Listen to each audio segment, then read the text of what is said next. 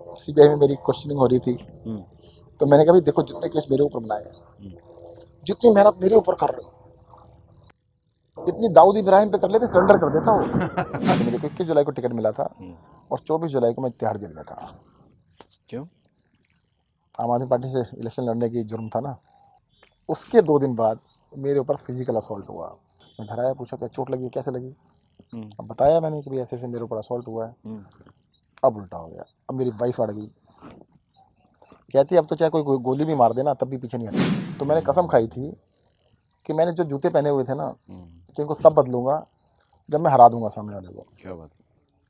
और मुझे आज भी याद है 28 दिसंबर 2013 को जब मैंने शपथ ली थी ना, रामलीला ग्राउंड से, तो मेरे जूते फटे हुए थे और मेरा ये अंगूठा जो है ना पूरे जूते से बाहर था, पूरा अंगूठा। अब देखो केजरीवाल सरकार का कितना प्रेशर है। बहुत सारी सरकारों को कुछ कुछ करने की जरूरत पड़ रही है।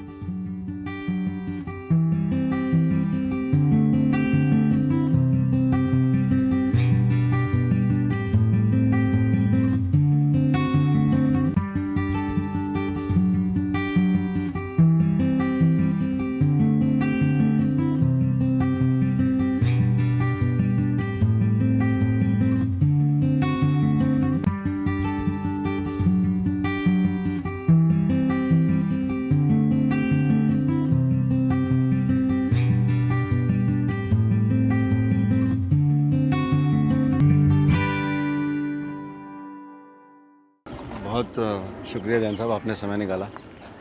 आज हम आप ही की एक कर्म भूमि पर हैं। आप थोड़ा बताएं हम कहाँ हैं आज। अभी हम लोग रजोपड़ी लेक में हैं। ये रजोपड़ी जो हमारा रंगपुरी पहाड़ी पे बना हुआ है, यहाँ पर सीवेज वेस्ट, इसमें एक छोटा सा वो था, जैसे कहते हैं ना पॉन्ड था। अच्छा। जैसे पूरे यहाँ के आसपास के जो घर बने हुए हैं, उनका इधर घर बने देखें आप, जी। तो उसका सारा वेस्ट वाटर यहाँ पे इकट्ठा होता था। बहुत बदबू आती थी, बहुत गंदगी थी। अच्छा। तो अब इसके लिए सीवेज ट्रीटमेंट के लिए हमने बिल्कुल इनोवेटिव तरीका निकाला जी। कि इसको नेचुरल वे से, और ये जो आपने जब प्लांटेशन देख रहे हैं, जी। ये सब सीवेज ट्रीटमेंट का सिस्टम है। इसके नीचे पत्थर डाल के सिस्टम बना के नेचुरल ट्रीटमेंट सिस्टम कहते हैं, जिसमें कि बिजली भी नहीं लगती है, सिर्फ पानी आएगा, एक तरफ से आएगा दूसरी तरफ निकल के इस तालाब में और इससे रिचार्ज हो जाएगा। मतलब एक समझ के देखिएगा कि बिल्कुल कुछ भी नहीं लगा, जगह भी सुंदर बन गई और जो गंदगी गंदा पानी था उससे इसको रिचार्ज करें, पूरे साल रिचार्ज होता है। अच्छा। और साल में एक बार ये छठ पूजा के लिए भी इस जगह को यूज़ किया जाता है। तो इन पेड़ों का भी इसमें कुछ रोल है? ये सारे पेड़ों का ही रोल है, जितने भी अच्छा। पौधे लगाए गए हैं ना, अच्छा। ये वेटलैंड स्पीसीज़ हैं। आप ये देखेंगे 1 2 3 4 5 6 तरह ये वेटलैंड स्पीसीज़ जो होती हैं, ये बहुत तेज़ी से पानी को अपने अंदर रख लेती हैं और इनकी जड़ें बहुत फैली होती हैं। अच्छा। इनकी जड़ों के अंदर जो बैक्टीरिया होता है, वो बैक्टीरिया सारी गंदगी को खा जाता है, तो उसको साफ़ कर देता है। मतलब बहुत ही ऑर्गेनिक सिस्टम है। और जितने भी सीवेज ट्रीटमेंट सिस्टम्स हैं, वो सारे के सारे हमारे जो इंटेस्टाइन है, ह्यूमन बॉडी का जो सिस्टम है, उसको मिमिक करते हैं। तो होता है सब कुछ नेचुरली है। देखने के आपको लगेगा बहुत बड़े बड़े प्लांट लगे हैं, होता उसमें भी सब कुछ नेचुरल है। इसको बिल्कुल नेचुरल बनाया है, डिमॉन्स्ट्रेशन के लिए बनाया था। बिल्कुल शानदार है। अब इसको हम बहुत बड़े स्केल पे रिपीट कर रहे हैं। दिल्ली के अंदर लगभग 250 वाटर बॉडीज़ में हम ये काम करने जा रहे हैं। ऐसी 250 बॉडीज़ और जी बनेंगी? जी। क्या बात। तो ये तो एकदम बायोकेमिस्ट्री का सब्जेक्ट रहा। आपका तो बैकग्राउंड आर्किटेक्चर में। नहीं देखो, पता क्या है, मेरा बैकग्राउंड से मतलब नहीं है। एक जैसे होता है ना, एजुकेशन जो है वो that is first step, stepping stone के अंदर ना, आपको बता दिया कि पढ़ने का रास्ता बता दिया। अब सारी ज़िंदगी पढ़ते रहिए। जरूरी नहीं कि मुझे सब कुछ आता हो, बहुत सारे लोग एक्सपर्ट्स हैं, उनसे सीख सकते हैं, वो बता सकते हैं। बट हाँ, हमारे को ठीक चीज़ें चूज़ करनी चाहिए।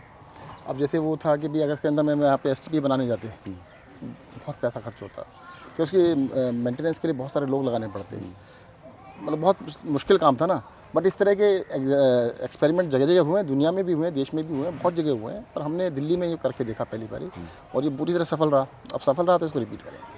तो जब से आम आदमी पार्टी गवर्नमेंट आई है उसके बाद ही एक्सपेरिमेंट हुए, जी उससे जी, पहले भी उससे हुए? पहले नहीं हुए। अच्छा, देखो किसी ने इस पर एक्सपेरिमेंट, ध्यान नहीं दिया? देखो अभी तक तो ज़्यादातर सरकार में होता क्या है, सरकार में होता कि प्रेसिडेंस क्या है, पहले क्या हुआ था उसी को रिपीट करते रिपीट करते हैं। जाओ। हमारा सोचना थोड़ा अलग है कि ऐसा नहीं कि जो हुआ है उसी को करा जाए, उसके अलावा भी बहुत कुछ किया जा सकता है।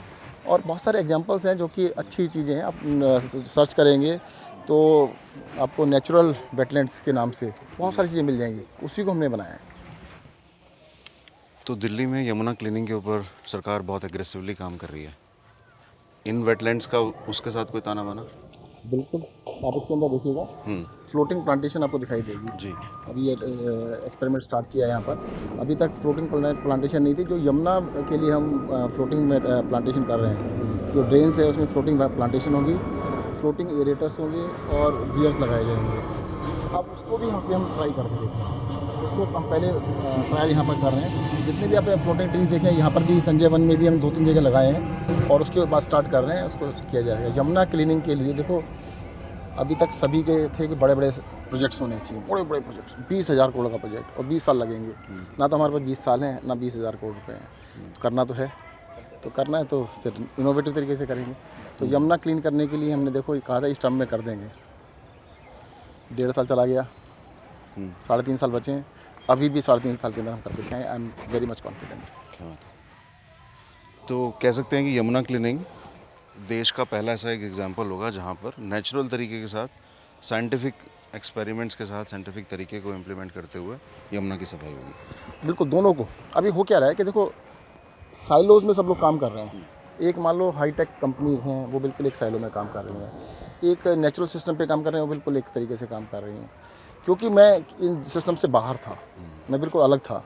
जब मैंने आया, मैंने इनको स्टडी किया, बेसिक देखना स्टार्ट किया अभी कैसे होता है कैसे। तो मैंने कहा ऐसा इसके अंदर इस चीज़ को क्यों नहीं करते। जैसे कि एग्जांपल के लिए, अगर नेचुरल वेटलैंड के अंदर आप एरेशन कर दें, किसने ट्राई नहीं किया भाई। नॉर्मली हमारे सीवेज ट्रीटमेंट प्लांट के अंदर पहले प्राइमरी सेटलिंग टैंक होता है, उसके बाद एरेशन होती है। एरेशन मीन्स के ऑक्सीजन देते हैं, हवा देते हैं। तो मैंने कहा अगर इसमें हवा देते हैं तो इसकी जो कैपेसिटी है क्या 10 गुना हो जाएगी। तो मैंने किसी ने ट्राई क्यों नहीं किया। तो क्योंकि वो दोनों टीम्स अलग अलग हैं। जैसे होता है ना, एक फिजिक्स वाला है, केमिस्ट्री वाला है, जबकि सब कुछ एक ही तो है, अलग अलग थोड़ा है।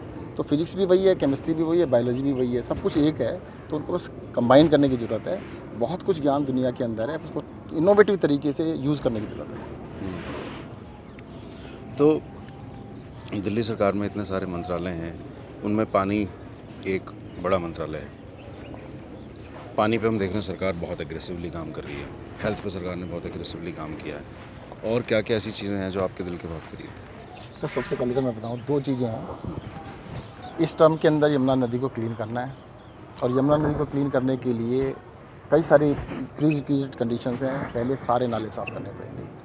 यमुना नदी के अंदर जिस भी सीवेज ट्रीटमेंट प्लांट से गंदा पानी जाता है, उसको साफ़ करना पड़ेगा। वो सब कुछ करेगा। अभी तक क्या था कि हमारे बहुत सारे सीवेज ट्रीटमेंट प्लांट, उनको जो नॉर्म्स थे उसके थे 30-30, 30-50। मतलब मैं आपको बताऊँ कि उसके 30 BOD एंड 50 TSS कहते हैं उसको। जो हमारे नॉर्म्स हैं वो 10-10 से नीचे आने चाहिए। अगर नदी में आप डालना चाहते हैं तो उसको 10-10 से नीचे करना है। तो जितने भी सीवेज ट्रीटमेंट प्लांट है दिल्ली के, उन सभी को हम ठीक कर रहे हैं, और बहुत ही कम पैसे से ठीक कर रहे हैं। उनकी कैपेसिटी ठीक कर रहे हैं। जो काम 10 साल में, 15 साल में, 20 साल में होना था, जो काम 15-20 हज़ार करोड़ में होना था, उसको बहुत ही कम पैसे से बहुत ही जल्दी हम कर रहे हैं। छोटे छोटे इंटरवेंशंस हैं, वो कर रहे हैं। आने वाले 2.5-3 साल में सारे कर देंगे। जितने भी ड्रेन्स हैं, जैसे नरेगा ड्रेन है, सप्लीमेंट्री ड्रेन है, बारापुला ड्रेन है, जगाजीपुर ड्रेन है, जितने भी ड्रेन्स हैं उन सब के अंदर हम एरेशन करेंगे, फ्लोटिंग प्लांटेशन करेंगे, इंस्टीट्यूट ट्रीटमेंट जिसे कहते हैं, इंस्टीट्यूट ट्रीटमेंट करेंगे, ताकि यमुना में पानी गिरने से पहले 100% पानी ट्रीट हो जाए। और उसका DO लेवल होता है ऑक्सीजन कितनी है पानी के अंदर। पानी के अंदर ऑक्सीजन लेवल अगर 4 से कम है तो उसको डेड कहा जाता है। तो उसका DO लेवल 4 से ज़्यादा करेंगे। और उसका एक सिंपल ही होता है कि अगर उसमें मछलियाँ पैदा हो सकती हैं तो ये पानी ठीक है। और आपको देखिएगा 3-4 साल के बाद दिखाएंगे यमुना के अंदर मछलियाँ भी होंगी। और दूसरी चीज़ मैंने पानी के अंदर बता दूँ, दूसरा 24 घंटे पानी। अब लोगों को बड़ा आश्चर्य होता है कि ये तो संभव नहीं है। देखो, आज से 30 साल पहले भी दिल्ली को जितना पानी मिलता था, अभी भी उतना मिलता है। आबादी 2.5 गुना 3 गुनी होगी। आबादी बढ़ती जा रही है, पानी उतना ही मिल रहा है। भाई जो हमारा वो यमुना नदी से आता है पानी, वो तो उतना ही है, शेयर उतना ही बढ़ भी नहीं रहा। तो कैसे करें। तो ये सामने आपकी जिन्हें तालाब बनाया है, ये सब उसके रास्ते हैं।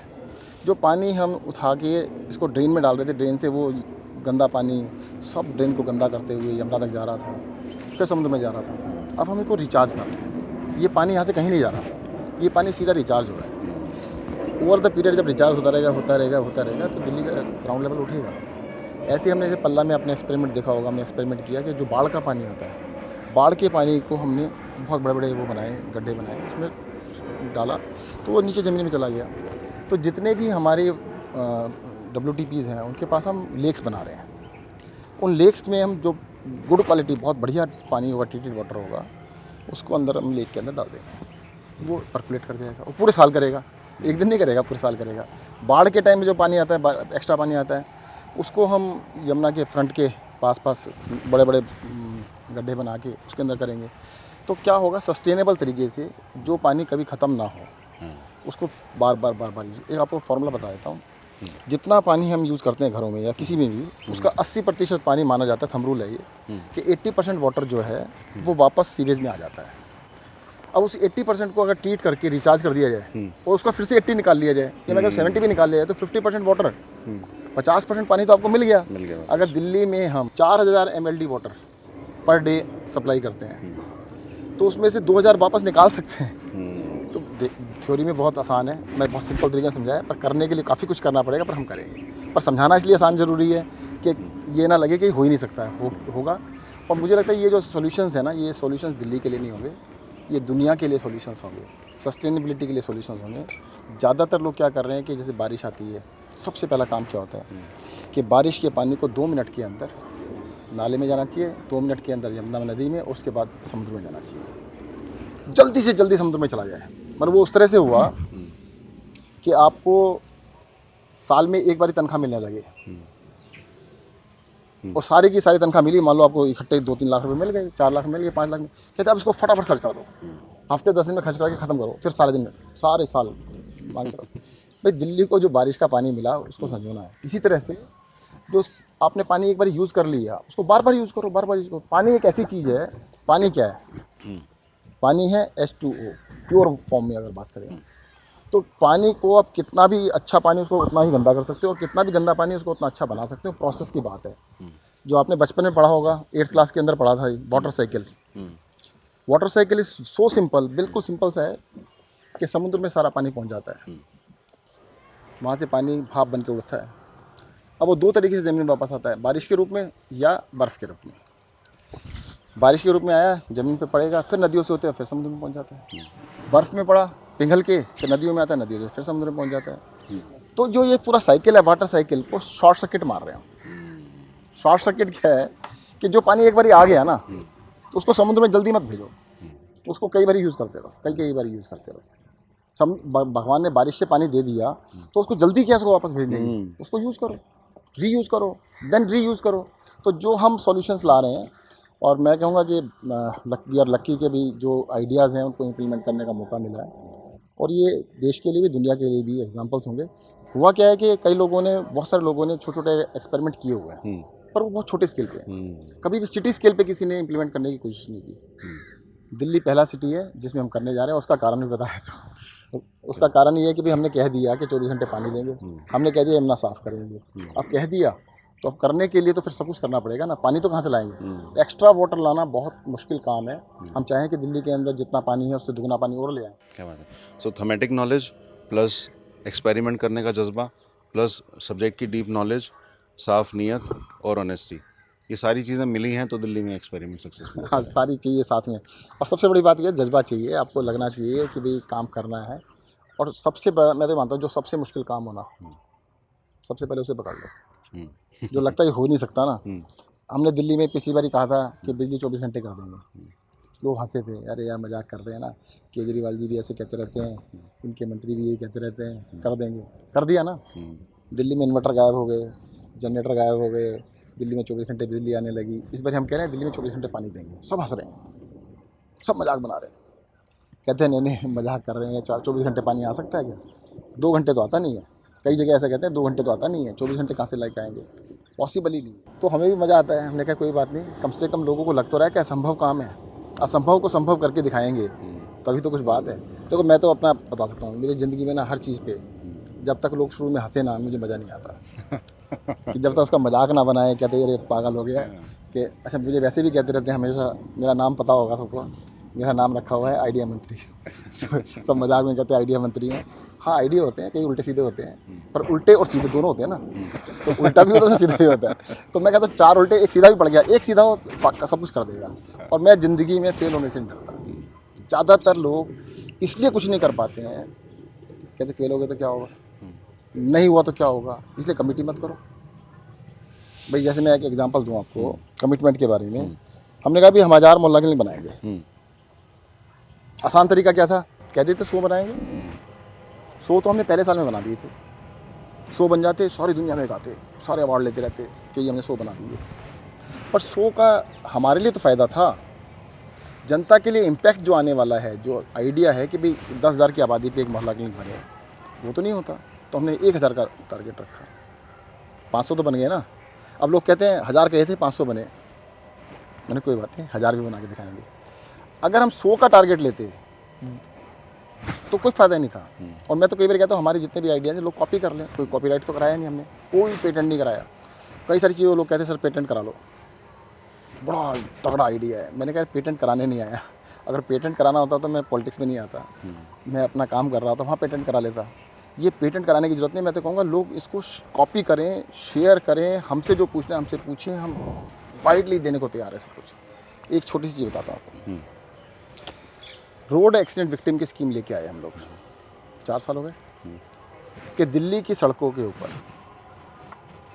किसी का भी एक्सीडेंट हो जाए, चाहे दिल्ली का रहने वाला हो, दिल्ली से बाहर का कोई हो, अगर दिल्ली की बाउंड्री के अंदर एक्सीडेंट होता है, उसको चोट लगती है, एक्सीडेंट होता है, आप उसको किसी भी अस्पताल में ले जाओ, सरकारी में, प्राइवेट में, कहीं ले जाओ, उसका इलाज का खर्चा दिल्ली सरकार देती है। 10 लाख लगे, 20 लाख लगे, 5 लाख लगे, 1 लाख लगे, कुछ भी पैसा लगे हम देते हैं। तो हमें आशा थी कि बहुत अच्छी स्कीम है, सबने तारीफ़ की, सारी दुनिया तारीफ़ करी है कि भाई अब तो देश के अंदर सारी सरकारें इसको कॉपी कर लेंगी, और करना चाहिए था। मैं आपके माध्यम से आप फिर कहना चाहता हूँ कि भाई इसको कॉपी कर लो, बड़ी सिंपल सी स्कीम है, कुछ नहीं करना आपने। अस्पताल खुले हुए हैं, अस्पताल बने हुए हैं, जो नियरेस्ट अस्पताल है वहाँ पे कोई भी ले जाए, उसको पे कर दे सरकार, कुछ भी नहीं करना। पर देखो पॉलिटिक्स ऐसे चलती है, कॉपी नहीं करी, अभी तक भी नहीं करी। मैं चाहता हूँ कि लोगों को पता लगे, कुछ लोग दबाव बनाए सरकारों के ऊपर, उसको कॉपी कर लें। हम एक चीज़ और करते हैं साथ में, जो लेके जाता है उसको 2,000 रुपये का इनाम भी देते हैं, ताकि उसको भी थोड़ा इंसेंटिव रहे। तो मेरा ये मानना है कि जो भी अच्छी पॉलिसीज़ हैं जनता के हित में बनाई जाती हैं, उनको इस ईगो में नहीं आना चाहिए कि ये केजरीवाल ने पहले स्टार्ट की। अरे कह के कर लो, अगर हमें कोई अच्छी चीज़ मिलेगी ना किसी से, हम कह के करेंगे, ये उनकी देख के कॉपी कर रहे हैं, हम पीछे नहीं हटेंगे। अरे कर रहे हैं ना, भले के लिए कर रहे हैं, और सबको मैं कह रहा हूँ करो। अब मोहल्ला क्लिनिक कुछ राज्यों ने बनाने स्टार्ट किए हैं, पर किसी ने मोहल्ला क्लिनिक नाम नहीं रखा, कोई बात नहीं, जो मर्जी नाम रखो उसका। और बहुत छोटे छोटे कुछ एक नंबर के सिर्फ दिखाने के लिए, जैसे आपने कहा जनता के लिए नहीं बनाए, सिर्फ नाम के लिए बनाए। नहीं, वो देखो पता क्या होता है, ये बहुत बड़ा फ़र्क है। देखो सरकार का काम होता है स्केल, सरकार का मकसद होता है सबके लिए। अगर सरकार कुछ के लिए कर रही है तो सरकार नहीं कर रही, कोई भी कर सकता है। अरे भाई इस देश के अंदर शिक्षा, स्वास्थ्य के ऊपर देखो 4 दान मैं आपको बता देता हूँ, सबसे बड़े 4 दान होते हैं जो हमारे सदियों से हमारे साथ चलते हैं, ज्ञान दान, आरदान, औषधि दान, अभय दान। इन चारों दानों के लिए लोग हज़ारों साल से काम कर रहे हैं। अरे भाई कितनी धर्मशालाएं देखो ना दिल्ली देश के अंदर बनी हुई हैं, कितने औषधालय खुले हुए हैं, कितने सारे स्कूल खुले हुए हैं, जगह जगह सब कुछ है। पर वो स्केल सरकार को करना है तो सबके लिए करना है, वो सबको नहीं कर पाएंगे। अगर सरकार भी उसी लेवल पे करने लगी तो ये काम तो हमारे लोग कर ही रहे हैं ना, जो धर्मात्मा लोग हैं वो बहुत अच्छा कर रहे हैं, सरकार से अच्छा कर रहे हैं। आपकी कैलकुलेशंस इतनी सटीक, इतनी क्विक है, कभी कभी मैं अचंभित हो जाता हूँ कि इतना क्विकली कैसे आप कैलकुलेट कर लेते हैं। उस समय जब आप स्कूल में थे तो आपके मैथ्स के टीचर कौन थे? मैथमेटिक्स का तो ना पता क्या है कि बहुत ही बैकग्राउंड ऐसी रही कि जो कैलकुलेशंस है ना, शुरू से कैलकुलेशन में बड़ा आनंद रहा। मेरे को कभी डिफरेंशिएशन, इंटीग्रेशन, कैलकुलस समझ नहीं आई, पर उससे पहले का मैथ्स बहुत अच्छे से समझ में आया। तो जो कैलकुलेशंस वाला मैथमेटिक्स है ना, वो शुरू से टिप्स पे रहा है। और मेरा ना गांव से बैकग्राउंड रहा, तो मेरे ताऊजी वगैरह थे, वो बिठा के रात शाम को बिठा लेते, चलो इसका आंसर बताओ, इसका आंसर बताओ, इसका आंसर बताओ। 10-10 बच्चे होते थे, तो उसमें जीतने की सबको अलग होती थी, कौन जीते, सब वर्बल होता था। तो वो वर्बल कर करके आदत पड़ गई ना। अब मेंटल मैथमेटिक्स करने की बहुत आदत है। दूसरा मैं बता दूं, बचपन से क्या रहा, बहुत हवाई के लिए बनाए हर चीज़ के बारे में हवाई के लिए, मेरा नाम ही रखा था कि हवाई के लिए बनाता रहता है ये। मतलब बचपन में फेमस था कि यार ये मतलब बहुत ही हवाई के लिए बनाता है, और सबको डर लगता है। हमारी जो सोसाइटी है ना, उनको डर लगता है कि ये बच्चा जो है ना, ये कुछ बहुत बड़े लेवल की सोच रहा है, कुछ गड़बड़ कर देगा। तो हमारी सोसाइटी को ये नहीं लगता, सोचने में क्या जा रहा है यार, सोचने में कुछ ज़्यादा थोड़ा रहा है। तो सबको डर लगता था यार, पता नहीं क्या सोचता है। सोचने के साथ साथ ये भी होता था कैलकुलेशंस कि अच्छा ऐसे करेंगे तो इतने लोग होंगे तो इतना ये हो जाएगा, इसको मिलाएंगे तो इतना होगा, इतना खर्चा हो जाएगा। तो वो कहते थे यार ये इतना जरा सा पिद्दा सा तो है, ये लाखों रुपए की बात करता है। उस टाइम तो लाखों भी बहुत होते थे कि ऐसा कर देंगे तो हम ऐसा कर देंगे। तो कैलकुलेशंस, मेंटल कैलकुलेशंस पहले से रही है, और हमेशा से ये रहा है कि उसको अगर मेंटली कैलकुलेट नहीं करेंगे तो सरकार में होता क्या है, कॉस्टिंग को जाता नहीं। क्यों नहीं जाता? जरूरत ही नहीं। वो ये कहता है कुछ भी करके दिखा दो, बस कोई नहीं पूछ रहा। जनता अगर इस बात पे वोट देने लगे ना कि भाई साहब ये ब्रिज जो था अरविंद केजरीवाल ने 100 करोड़ का बनाया, आपने 1000 करोड़ का क्यों बनाया, अगर इस पे बहस चालू हो जाए तो मज़ा आ जाए। अगर वो कहें कि जो सीवेज ट्रीटमेंट प्लांट या जो नदी क्लीन करने का पहले बजट 15,000 करोड़ का था, 20,000 करोड़ का था, वो 10% पे कैसे आ गया, 90% कम कैसे हो गया, तो फिर तो सबको हिसाब लगाना पड़ेगा, क्योंकि उनको ज़रूरत नहीं है और वो चाहते भी नहीं है, लोगों के सामने है। कारण है ना, देखो क्या होता है, जितना ज़्यादा बड़ा प्रोजेक्ट कॉस्ट होगी उतना पैसा मिलेगा, उतना ही तो कुछ मिलेगा उनको। अब मैं एग्जांपल बताता हूँ छोटा सा, अभी 7 दिन पुरानी पिछले हफ्ते की बात है, 3 बैरल हैं ओखला एसटीपी में जाने थे, 662 करोड़ का अप्रूव कॉस्ट थी उसकी, 662 करोड़ की। मैंने इसकी कई मीटिंग की, क्योंकि मैं खुद आर्किटेक्ट हूँ। अब मैं कैसे मान जाऊँ यार कि ये 662 करोड़ में बहुत बड़ी चीज़ होती है। मैंने 3-4 सॉल्यूशन दिए। सबसे पहले तो सबका ये होता है, सर ये तो नहीं हो सकता। तो मैंने कहा एक सॉल्यूशन ये, एक सॉल्यूशन ये, एक सॉल्यूशन ये, इनको चेक करके आओ। ये मैंने शुरू से ऐसा किया है, क्योंकि ज़्यादातर कंसल्टेंट मेरे साथ ऐसा कर दिया करते थे, सर ये तो पॉसिबल नहीं, आज तक हुआ नहीं है। तो मैंने 3-4 सॉल्यूशन बना के मैं खुद ही ड्राइंग बनाता रहता हूँ। तो मैं आज अब मैं आर्किटेक्चर अब ज़्यादा कर रहा हूँ, प्रैक्टिस छोड़ने के बाद, गवर्नमेंट में आने के बाद ज़्यादा कर रहा हूँ। तो मैंने डिजाइन बना के दिए, मैंने ऐसे कर लीजिए, नहीं तो ऐसे कर लीजिए, नहीं तो ऐसे कर लीजिए। तो 2-3 महीने के बाद आगे, सर हाँ सर हो तो सकता है, पर सर कॉस्ट का चिंता मत करो, अब कॉस्ट निकालो। तो 60 करोड़ से कम आ रही है कॉस्ट। अगर सरकार के 660 थी, 662 थी, अच्छा अब 60 करोड़ से कम में होगा, और टाइम पीरियड भी कम लगेगा, समय भी कम लगेगा।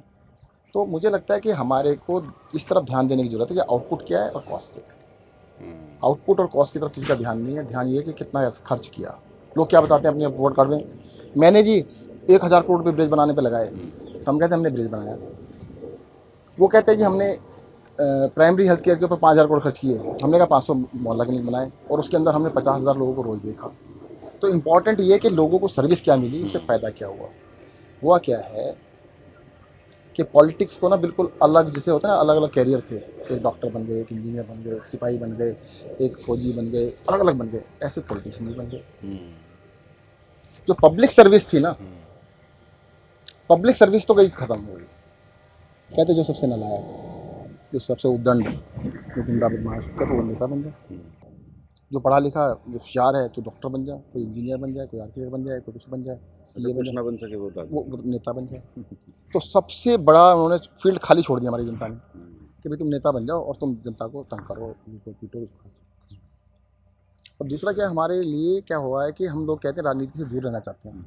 जनता ज़्यादातर क्या कहती है, हम तो जी राजनीति में इंटरेस्ट नहीं लेते। फिर किस में इंटरेस्ट लेते हो? कुछ तो लो यार, थोड़ा बहुत, कम से कम एक जज की तरह से तो इंटरेस्ट लो। भाई इफ़ यू आर ए जज, आपने नेताओं को चुनना है, तो आपकी पावर है ना, तो उस पावर का ठीक से इस्तेमाल करो। सही गलत तो समझो। पर उसका भी देखो कारण है कि नेताओं ने क्या तरीका निकाला है, उन्होंने पक्के भक्त बना दिया। कहते ये हमारी पार्टी वाला है। यार आप कहते हैं आप जज हो, आप भक्त नहीं हो। जो अच्छा काम करे उसको वोट दो, जो नहीं करे मत दो। जो सही करे उसकी तारीफ करो, जो गलत करे उसको बताओ कि वो गलत है, इसको ठीक करो। हम बताते भी नहीं हैं। हम क्या करते हैं कि चश्मे का कलर बदल देते हैं। हमारा कहते हैं हमारा रंग का हरे रंग का चश्मा है, वो कहते हैं लाल रंग का चश्मा है, उसी चश्मे से कुछ दिखता है। मैं कहता हूँ यार चश्मा देखना भी तो चलो इलेक्शन के 1 महीना 2 महीना देख लेना, बाकी 4 महीने 4 साल 10 महीने क्यों देखते हो उससे? तब तो सही को सही, गलत को गलत करो। उससे फ़ायदा क्या होगा? मैं अक्सर कहता हूँ कि भाई देखो पॉलिटिक्स की बात करने लास्ट के 3 महीने कर लेना आप, बाकी तो काम करना है, बाकी गवर्नेंस की बात करो, बाकी काम की बात करो ना। किस लिए चुना है? अभी मैं आजकल पब्लिक में जा रहे हैं, हमारा चल रहा है स्कीम, वो चल रही है, प्लान चल रहा है, आपका विधायक आपके द्वार। मैं जाता हूँ जगह जगह बात करता हूँ, तो वहाँ पे जब मैं बोलता हूँ कि भाई आप मुझसे क्या चाहते हो, पूछता हूँ लोगों से, तो उनकी डिमांड क्या होती है कि जी पार्क में एक झूला लगवा दो। सर आपने 2 लगवा दी थी, एक और लगवा दो। कुछ लाइटें लगवा दी, सर 70 लाइट लग, बहुत अच्छा लगा, 30 और लगवा दो। कैमरे लगवाए थे, 10 और लगवा दो। ये सर एक बहुत अच्छा करा दिया, एक ये काम और करा दो, गड्ढा भरवा दो। छोटे छोटे काम सब कुछ कह लेते हैं। उसके बाद मैं पूछता हूँ कि भाई किसी ने हेल्थ के बारे में कोई क्वेश्चन है? नहीं है। एजुकेशन के बारे में क्वेश्चन है? कहते नहीं है। मतलब जो बड़े इश्यूज़ हैं ना, उनको बड़ी चालाकी से नेताओं ने पर्दे से गायब कर दिया। सपने देखना ही नहीं सिखाया। जनता को ये बता दिया कि भाई तुम्हारे लिए तो पॉलिटिशियन का मतलब है तुम्हारी गली का गड्ढा भर जाए, बस इससे आगे कुछ नहीं चाहिए, बाकी अपने आप। हाँ, दूसरा एक और चीज़ कहते फ्री में कुछ नहीं होना चाहिए। मतलब उसी जनता को कहते हैं तुम टैक्स देते रहो, उस टैक्स के बदले में मांगना कुछ मत। तो बहुत चालाकी से बताया गया है। और मुझे लगता है इसमें सबसे ज़्यादा दिक्कत क्या हो रही है कि पढ़े लिखे लोगों को बड़ी जल्दी से बेवकूफ़ बनाया इन्होंने। वो बनाने के लिए मीडिया का बड़ा यूज़ किया गया है कि नहीं नहीं कुछ भी फ्री में नहीं होना चाहिए, कुछ भी नहीं होना चाहिए, ये नहीं होना चाहिए। क्यों नहीं होना चाहिए, मुझे समझ नहीं आया। भाई आप टैक्स दे रहे हो तो आपके लिए तो सारी सुविधाएं होनी चाहिए। प्रीपेड हो गया तो बिल्कुल। जब आपने पहले एडवांस में पैसा दे दिया, फिर हर चीज़ के पैसे मांगो। क्यों मांगो हर चीज़ के पैसे भी? और किसके लिए? कहते आपने पैसा दे दिया, अब मैं बड़ा सा प्रोजेक्ट बनाऊंगा, उसमें 50% खा जाऊंगा, तो तुम्हें कोई आपत्ति नहीं होनी चाहिए। और अगर वही काम जैसे 662 करोड़ का 60 करोड़ में कर दिया, 602 करोड़ रुपये बचे, उस 602 करोड़ में हम आपको कुछ फ्री दे देते हैं, ये ऐसे कैसे कर सकते हो आप फ्री में कैसे दे सकते हो? अरे यार कमाल हो गया, आप ही का पैसा हमारा बर्बाद हो रहा था, उसको बचा लिया, आप ही को वापस कर रहे हैं। जैसे मैं एग्जांपल देता हूँ छोटा सा, दूसरों को कॉपी करना चाहिए, बहुत ही सिंपल सी स्कीम है, कॉपी करने लायक है। हमने एक ऑडिट कराया कि एक MRI कराने का सरकार को क्या खर्चा आता है। MRI की मशीन हमारी, बिल्डिंग हमारी, सिर्फ रनिंग कॉस्ट निकाली, ओपेक्स क्या है, ओपेक्स निकला 18,000 रुपये पर MRI। अच्छा। और 18,000 रुपये का एक MRI था और 2 साल की वेटिंग थी। जनता को 3,000 देने पड़ते थे, सरकार को 18,000 का खर्चा आता। हमने कहा भी इसको ये तो चलेगा नहीं, हमने स्कीम चेंज कर दी। आप कहते हैं दिल्ली के अंदर 100 MRI मशीन लगी हुई हैं, अब कहीं भी जाके करा लो। हमारे अस्पताल में जाइए दिल्ली सरकार के, वो डॉक्टर साहब लिख देंगे, या पॉलीक्लिनिक में जाइए डॉक्टर साहब लिख देंगे, अब जाके फ्री में करा लीजिए, कोई पैसा नहीं देना। और मैं कितना पैसा देता हूँ उसको? कितना? 2400 रुपये। मतलब जो सरकार की कॉस्ट थी उससे प्राइवेट से उसकी कॉस्ट लगभग 7 गुना कम है। 7 गुना कम। भाई दूसरों से 6,000 लेते हैं, वो हमसे 2400 क्यों लेते हैं? बल्क में काम करा रहे हैं, बल्क डिस्काउंट मिलता है। तो मेरे लिए कितना आसान है कि उसी पैसे में 7 MRI हो गए, और कोई कैपिटल कॉस्ट नहीं लगी, कोई कैपिटल कॉस्ट नहीं लगी, कोई बिल्डिंग नहीं बनानी पड़ी। और जो 2 साल की वेटिंग थी खत्म हो गई, 1 दिन रह गई। अब जनता को ये लगा कि जहाँ पे मैं पैसे देके करा सकता था वहाँ मेरा फ्री में उसी जगह पे फ्री हो रहा है, जिस जगह पे आप पैसे देके करा रहे थे उसी जगह फ्री हो रहा है। तो ये स्कीम तो नकल हो जानी चाहिए, लेकिन नकल के भी शायद अकल चाहिए ना होती ना है। ना, अकल नहीं। वो कहते हैं लोगों को आदत पड़ जाएगी, हाँ। फिर वो डिमांड करेंगे एक के सारे बाद। स्टेट्स में मांगने लगेंगे। नहीं नहीं, मैं तो कहता हूँ करें, मैं तो आपके माध्यम से कह रहा हूँ ना, सारे राज्य कर लें, कॉपी कर लें, पर वो करना नहीं चाहते। वो कहते फिर सरकार जनता हर चीज़ के बारे में पूछेगी ना कि तुम इस पर इतना पैसा क्यों खर्च कर रहे हो, इसको कम पैसे खर्च करके हमें दो ना। अगर वो बड़े बड़े सरमाएदारों से, बड़े बड़े लोगों से बड़ा बड़ा पैसा लेते हैं तो उनके लिए काम करेंगे ना। हम जनता से ले रहे हैं। पहली बार ऐसा हुआ, आम आदमी पार्टी इलेक्शन में आई और आम आदमी पार्टी ने जनता से पैसा मांगा, किसी को आदत ही नहीं थी। कहते कमाल हो गया यार, इलेक्शन ये लड़ रहे हैं, पैसे हमसे मांग रहे हैं। उन्हें विश्वास भी नहीं था कि जनता देगी भी कुछ। दिया जनता ने, जनता ने पैसा दिया और जनता के लिए काम कर रहे हैं। दूसरी बात क्या होता है, हम इनको किस चीज़ में हरा सकते हैं? देखो, गुंडागर्दी में, लुच्चागिरी में, बदमाशी में, बेईमानी में, चोर बाजारी में, किसी में नहीं हरा सकते। उसमें तो वो एक्सपर्ट है ही ना। हम हरा सकते हैं काम पे, तो इसलिए हम काम कर रहे हैं। वो बाकी जो कुछ कर सकते हैं कर रहे हैं। तो हमारे पास दिखाने के लिए एक ही चीज़ है, वो है काम, और इसलिए काम पे लगे हुए हैं। पिछला देखो, जब हमने फर्स्ट इलेक्शन लड़ा 28 सीटें आई थी, तब लोगों को नहीं पता था भाई काम की बात ही नहीं। जब 67 सीटें आई तब भी हमने 49 दिन का काम किया था, लोगों को ज़्यादा काम नहीं पता था। पर जो दूसरी बार जीते हैं, तीसरी बार जो जीते हम लोग, 5 साल के काम पे वोट पड़ी थी। और ये पहली बार है कि किसी पार्टी को 2 बारी लगातार 90% सीटें मिली है। ऐसा देश की हिस्ट्री में कभी नहीं हुआ। 90% सीटें मिलना असंभव सी चीज़ है। वो सिर्फ काम पे वोट पड़ा है, और अब की बारी फिर काम पे वोट पड़ेगा। और काम मैं बता रहा हूँ कि शिक्षा के ऊपर, स्वास्थ्य के ऊपर, बिजली के ऊपर, पानी के ऊपर, सब पे काम कर रहे हैं। और साथ में 2 काम मैंने नए बता दिए हैं, 24 घंटे पानी देंगे और यमुना नदी को साफ करके दिखाएंगे। ठीक है, आइए बैठते हैं।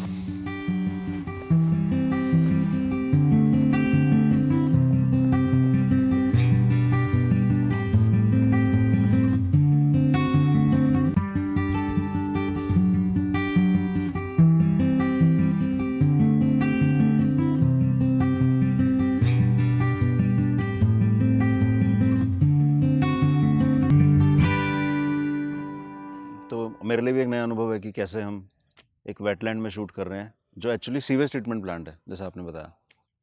और अचंभा वाली बात है। तो और क्या जन साहब, और क्या अचंभा करने वाली है सब दिल्ली सरकार अब?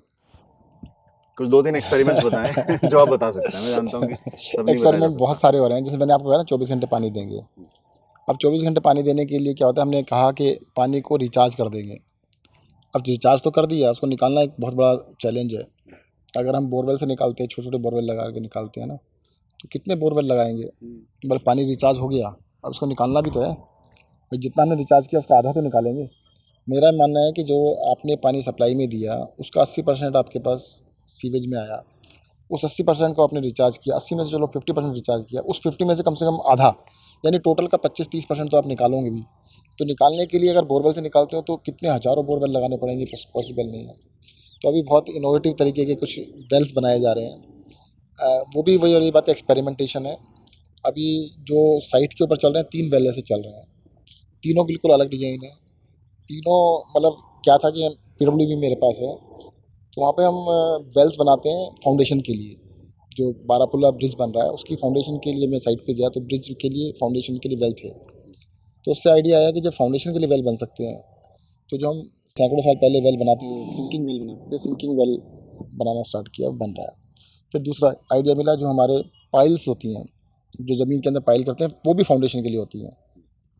तो मैंने 42 पाइल्स को जोड़ के एक कुआं डिजाइन कर दिया।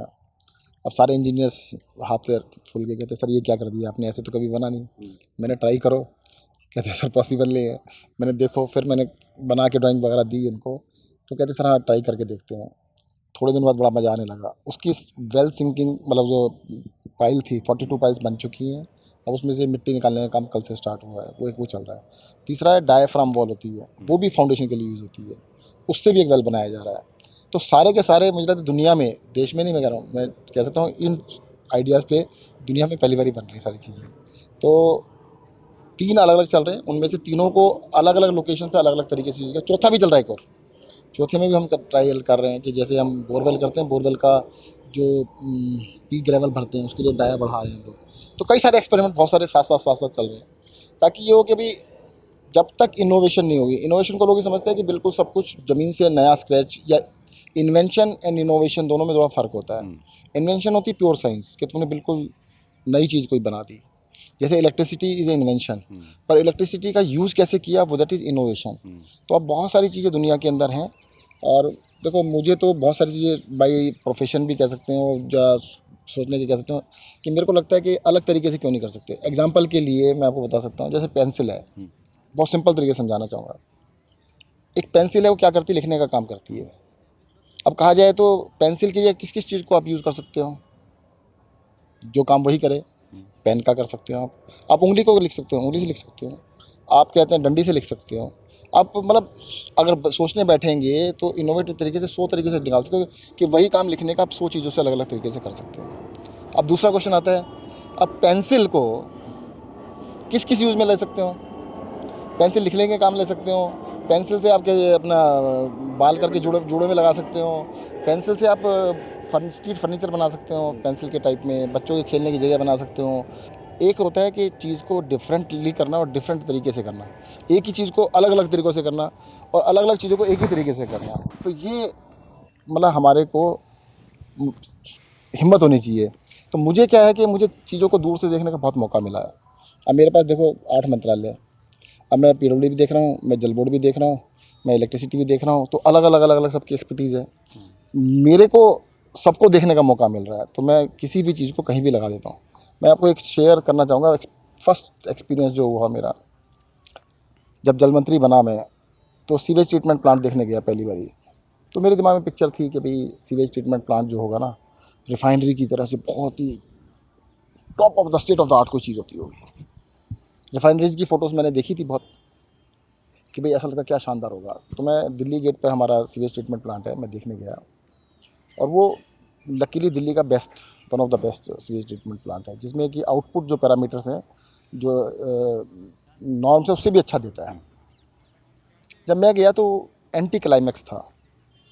एंटी क्लाइमैक्स क्या, वहाँ पर तो कोई रिफाइनरी नहीं थी। अच्छा। वहाँ पर प्रोसेस के 3 पार्ट थे। फर्स्ट कि जो गंदा पानी आता है उस पानी को टैंक्स में रख के सेटल होने दिया जाता है, उसको कहते हैं प्राइमरी सेटलिंग टैंक। और उसमें ओवरफ्लो करके पानी साफ़ होकर निकल जाता है, 30-40% गंदगी उसमें बैठ जाती है। सेकेंड लेवल आता है, उसमें एरेशन करते हैं। एरेशन क्या होती है कि जो उसके अंदर बायोडिग्रेडेबल गंदगी होती है उसको बैक्टीरिया खा जाता है, तो बैक्टीरिया खाएगा कब? जब उसको ऑक्सीजन मिलेगी, वरना खा नहीं सकता। तो उसको ऑक्सीजन की जगह एयर देते हैं, एयर में 22% 21% ऑक्सीजन होती है। तो सेकंड लेवल पर ऑक्सीजन थी, उसके 2 हिस्से किए थे उन्होंने, 2 बार ही देते थे। और थर्ड के अंदर फिर से एक टैंक था जिसमें पानी सेटल हो जाता, जो गंदगी थी नीचे बैठ जाती थी। तो मैंने 10 बारी पूछा, मैंने कहा बस यही है? कहते हाँ जी यही है। मैंने इसी को एसटीपी कहते हैं? कहते हैं हाँ जी इसी को कहते हैं। फिर मैंने कहा ये प्रोसेस तो बायोलॉजिकल है, इसको इतना टेक्निकल क्यों कहते हैं? कहते नहीं, सिस्टम सारा बायोलॉजिकल ही है, सब कुछ बैक्टीरिया से होता है, सब कुछ। इसको बायो मिमिक्री कहते हैं। बायो मिमिक्री मीन्स कि जो बायोलॉजी अपने आप कर रही है वही हम मिमिक कर रहे हैं, की कोशिश कर रहे हैं। उतना अच्छा नहीं कर पाते पर उसकी तरह से कोशिश करते हैं। तो मेरे लिए क्या हुआ, इतना आसान हुआ समझना। और सबसे अच्छा एग्जाम्पल देख लिया मैंने पहली बारी। तो अब मुझे समझ में आ गया कि ये ना मेन 3 स्टेज है। 3 के साथ 10 भी हो सकती हैं, छोटी छोटी कहेंगे आप, ग्रिड चैम्बर है, ये चैम्बर मोटे है। 3 प्रोसेस है। मोटे 3 प्रोसेस हैं। वो समझ में आ गए? हम्म। अब समझ में आ गया तो उसको किसी भी तरह से अप्लाई कर लीजिएगा आप, कि आप टैंक जरूरी नहीं आरसीसी का ही बनाएं। टैंक आपका ये भी तो टैंक है। अभी जिसके सामने आप बैठे हैं, इसके अंदर मैंने फ्लोटिंग प्लांटेशन कर दी। इस प्लांटेशन से पानी साफ नहीं हो रहा है, इसकी जड़ों से भी नहीं हो रहा है। जड़ों के अंदर बैक्टीरिया चिपक जाएगा। वो बैक्टीरिया जो इसके अंदर गंदगी उसको खा जाएगा। उसको खाएगा कब? जो उससे ऑक्सीजन मिलेगी। ऑक्सीजन के लिए हम फ्लोटिंग एरेटर लगा देंगे। अरे वाह। तो इसके अंदर क्या होता है, ये भी सारे काम वही करेगा जो वो कर रहा है। तो क्या था कि मैं दूर से देख पा रहा था, तो मेरे लिए बहुत आसान रहा। दूसरा क्या था कि देखो, जब मेरे को ये मिला, झटका मिला, फिर मैं इसकी डिटेल में गया। तो शुरू में मुझे याद है कि वाइफ भी कहती थी क्या हो गया। सुबह 4 बजे रोज़ उठता था मैं, 4 से 8 बजे तक की मेरी विजिट होती थी। ना पढ़ाई होती थी। अच्छा। सुबह 4 से 8 तक मैं डेली पढ़ता था। और मैंने नेट से सर्च कर करके फाइटोरेडिएशन क्या होता है, नेचुरल वेटलैंड क्या होती हैं, ट्रीटमेंट सिस्टम क्या होता है, एसटीपी कैसे काम करते हैं, तरह तरह के एसटीपी कैसे होते हैं, मल्टी लेवल कैसे हो सकते हैं। फिर मैं अपने स्केच बनाता था। मैंने कहा ऐसे कर लेते हैं, ऐसे कर लेते हैं। फिर मैं कुछ एक्सपर्ट से पूछता था, भी मैंने ये सोचा है, कुछ बिल्कुल फिजिबल नहीं थी, कुछ ये कहते हाँ जी हो तो सकता है, हाँ जी हो तो सकता है। तो मैंने क्या देखा कि ये ना बिल्कुल 2 अलग अलग स्ट्रीम चल रही थी। एक नेचुरल ट्रीटमेंट ऑफ वाटर, और एक चल रही थी कि जो केमिकल बेस्ड केमिकल नहीं था, तो वो भी नेचुरली, बट वो इंफ्रास्ट्रक्चर बना के था। और दोनों का आपस में कोई संबंध नहीं था। तो मैंने अब इसको कोशिश करके कि दोनों को आपस में फ्यूजन कर दिया। फ्यूज़न कर दिया। ओह। तो फ्यूज़न करके मैंने कहा क्यों नहीं कर सकता। जैसे मेरे जितने भी एसटीपी हैं, सभी एसटीपीज़ की हम सिविल वर्क नहीं कर रहे दोबारा से। वरना होता क्या, एक शब्द होता है रेनोवेशन या रिहेबिलिटेशन कहते हैं इसको। जितने भी एसटीपी हैं देश भर के अंदर, वो 10 15 20 साल के बाद रिहेबिलिटेट होते हैं। फिर से वो 500 करोड़, 1000 करोड़, 2 करोड़ रुपये खर्च करते हैं रिहेबिलिटेशन के नाम पर। और 5 साल लगते हैं रिहेबिलिटेशन। सारे टैंक तोड़ देते हैं, सारा आरसीसी वर्क तोड़ देते हैं। क्योंकि मैंने ये समझ लिया था। इसको समझने के बाद मैंने कहा भी देखो, ये प्रोसेस सिंपल सा है। पहले लेवल में पीएसटी में डोजिंग कर रहे थे। वो डोजिंग होती है कि इसके अंदर वो डोज कर देते हैं, तो जो प्रोसेस 3 घंटे का तो 1 घंटे में हो जाता है। तो ये डोजिंग कर दो, केमिकल होता है, डोज होता है, वो भी नीचे बैठ जाता है। तो उसमें कुछ क्वेश्चन थे कि ऐसे नहीं। मैंने कहा भी वहाँ पे देख लो, दिल्ली गेट पे लगा हुआ है, तो वहाँ पे ठीक है, गलत कहते नहीं वहाँ तो ठीक है, तो वहाँ पे ठीक है, तो यहाँ भी ठीक होगा। दूसरा मैंने कहा भी एरेशन बढ़ा दो, जितनी भी एयर है उसकी एरेशन बढ़ा दो, जो टैंक है ऑलरेडी उसी की कैपेसिटी बढ़ेगी। तीसरा था उसमें मीडिया यूज़ कर रहे थे। वो मीडिया किस लिए होता है कि जैसे हम कोई भी मीडिया ले सकते हैं कि जिसके पास बैक्टीरिया चिपक जाए, जो उसको खा ले। तो मैंने तीसरा मीडिया डाल दो उसके अंदर। चौथा हमने कहा कि इसके अंदर जो स्लज निकलेगी, स्लज के लिए आप बायोडाइजेस्टर बना लो। और बायोडाइजेस्टर से पहले हमने कभी सैंड फिल्टर लगा, फिल्ट्रेशन एक होता है, जगह जगह हो रहा है, मैंने इसको लगा दो। और बायोडाइजेस्टर लगा दो, लास्ट में इंसिनरेशन कर दो, ताकि जैसे ZLD होता है ना, जीरो लिक्विड डिस्चार्ज, आजकल टर्म सबको पता है। हमने जीरो वेस्ट डिस्चार्ज भी कर दिया है। मेरे जितने भी सीवेज ट्रीटमेंट प्लांट होंगे, वहाँ से कोई वेस्ट नहीं निकलेगा, जीरो वेस्ट निकलेगा। अभी तक क्या होता है कि जो वेस्ट होता है उसमें वेस्ट को कहाँ ठिकाने लगाएं, उसको वहीं पे ठिकाने लगाएंगे। तो स्लज भी वहीं पे ठिकाने लगाना सब कुछ वहीं पे करेंगे। क्योंकि मैं थोड़ा दूर से देख रहा था, इसलिए मेरे थोड़ा आसानी रही। और अब हमने मतलब वी आर फर्म कि हम कर देंगे। सारे सीवेज ट्रीटमेंट प्लांट की कैपेसिटीज़ बढ़ा रहे हैं हम। सबकी क्वालिटी को जो 30-30 था या 30-50 था, 10-10 से नीचे लेके आ रहे हैं। सबसे हम कहते हैं उसको लेक्स बना रहे हैं, हम अब रिचार्ज करेंगे। और मुझे पूरा कॉन्फिडेंस है कि आने वाले 2-2.5 साल के अंदर इस काम को हम कर देंगे।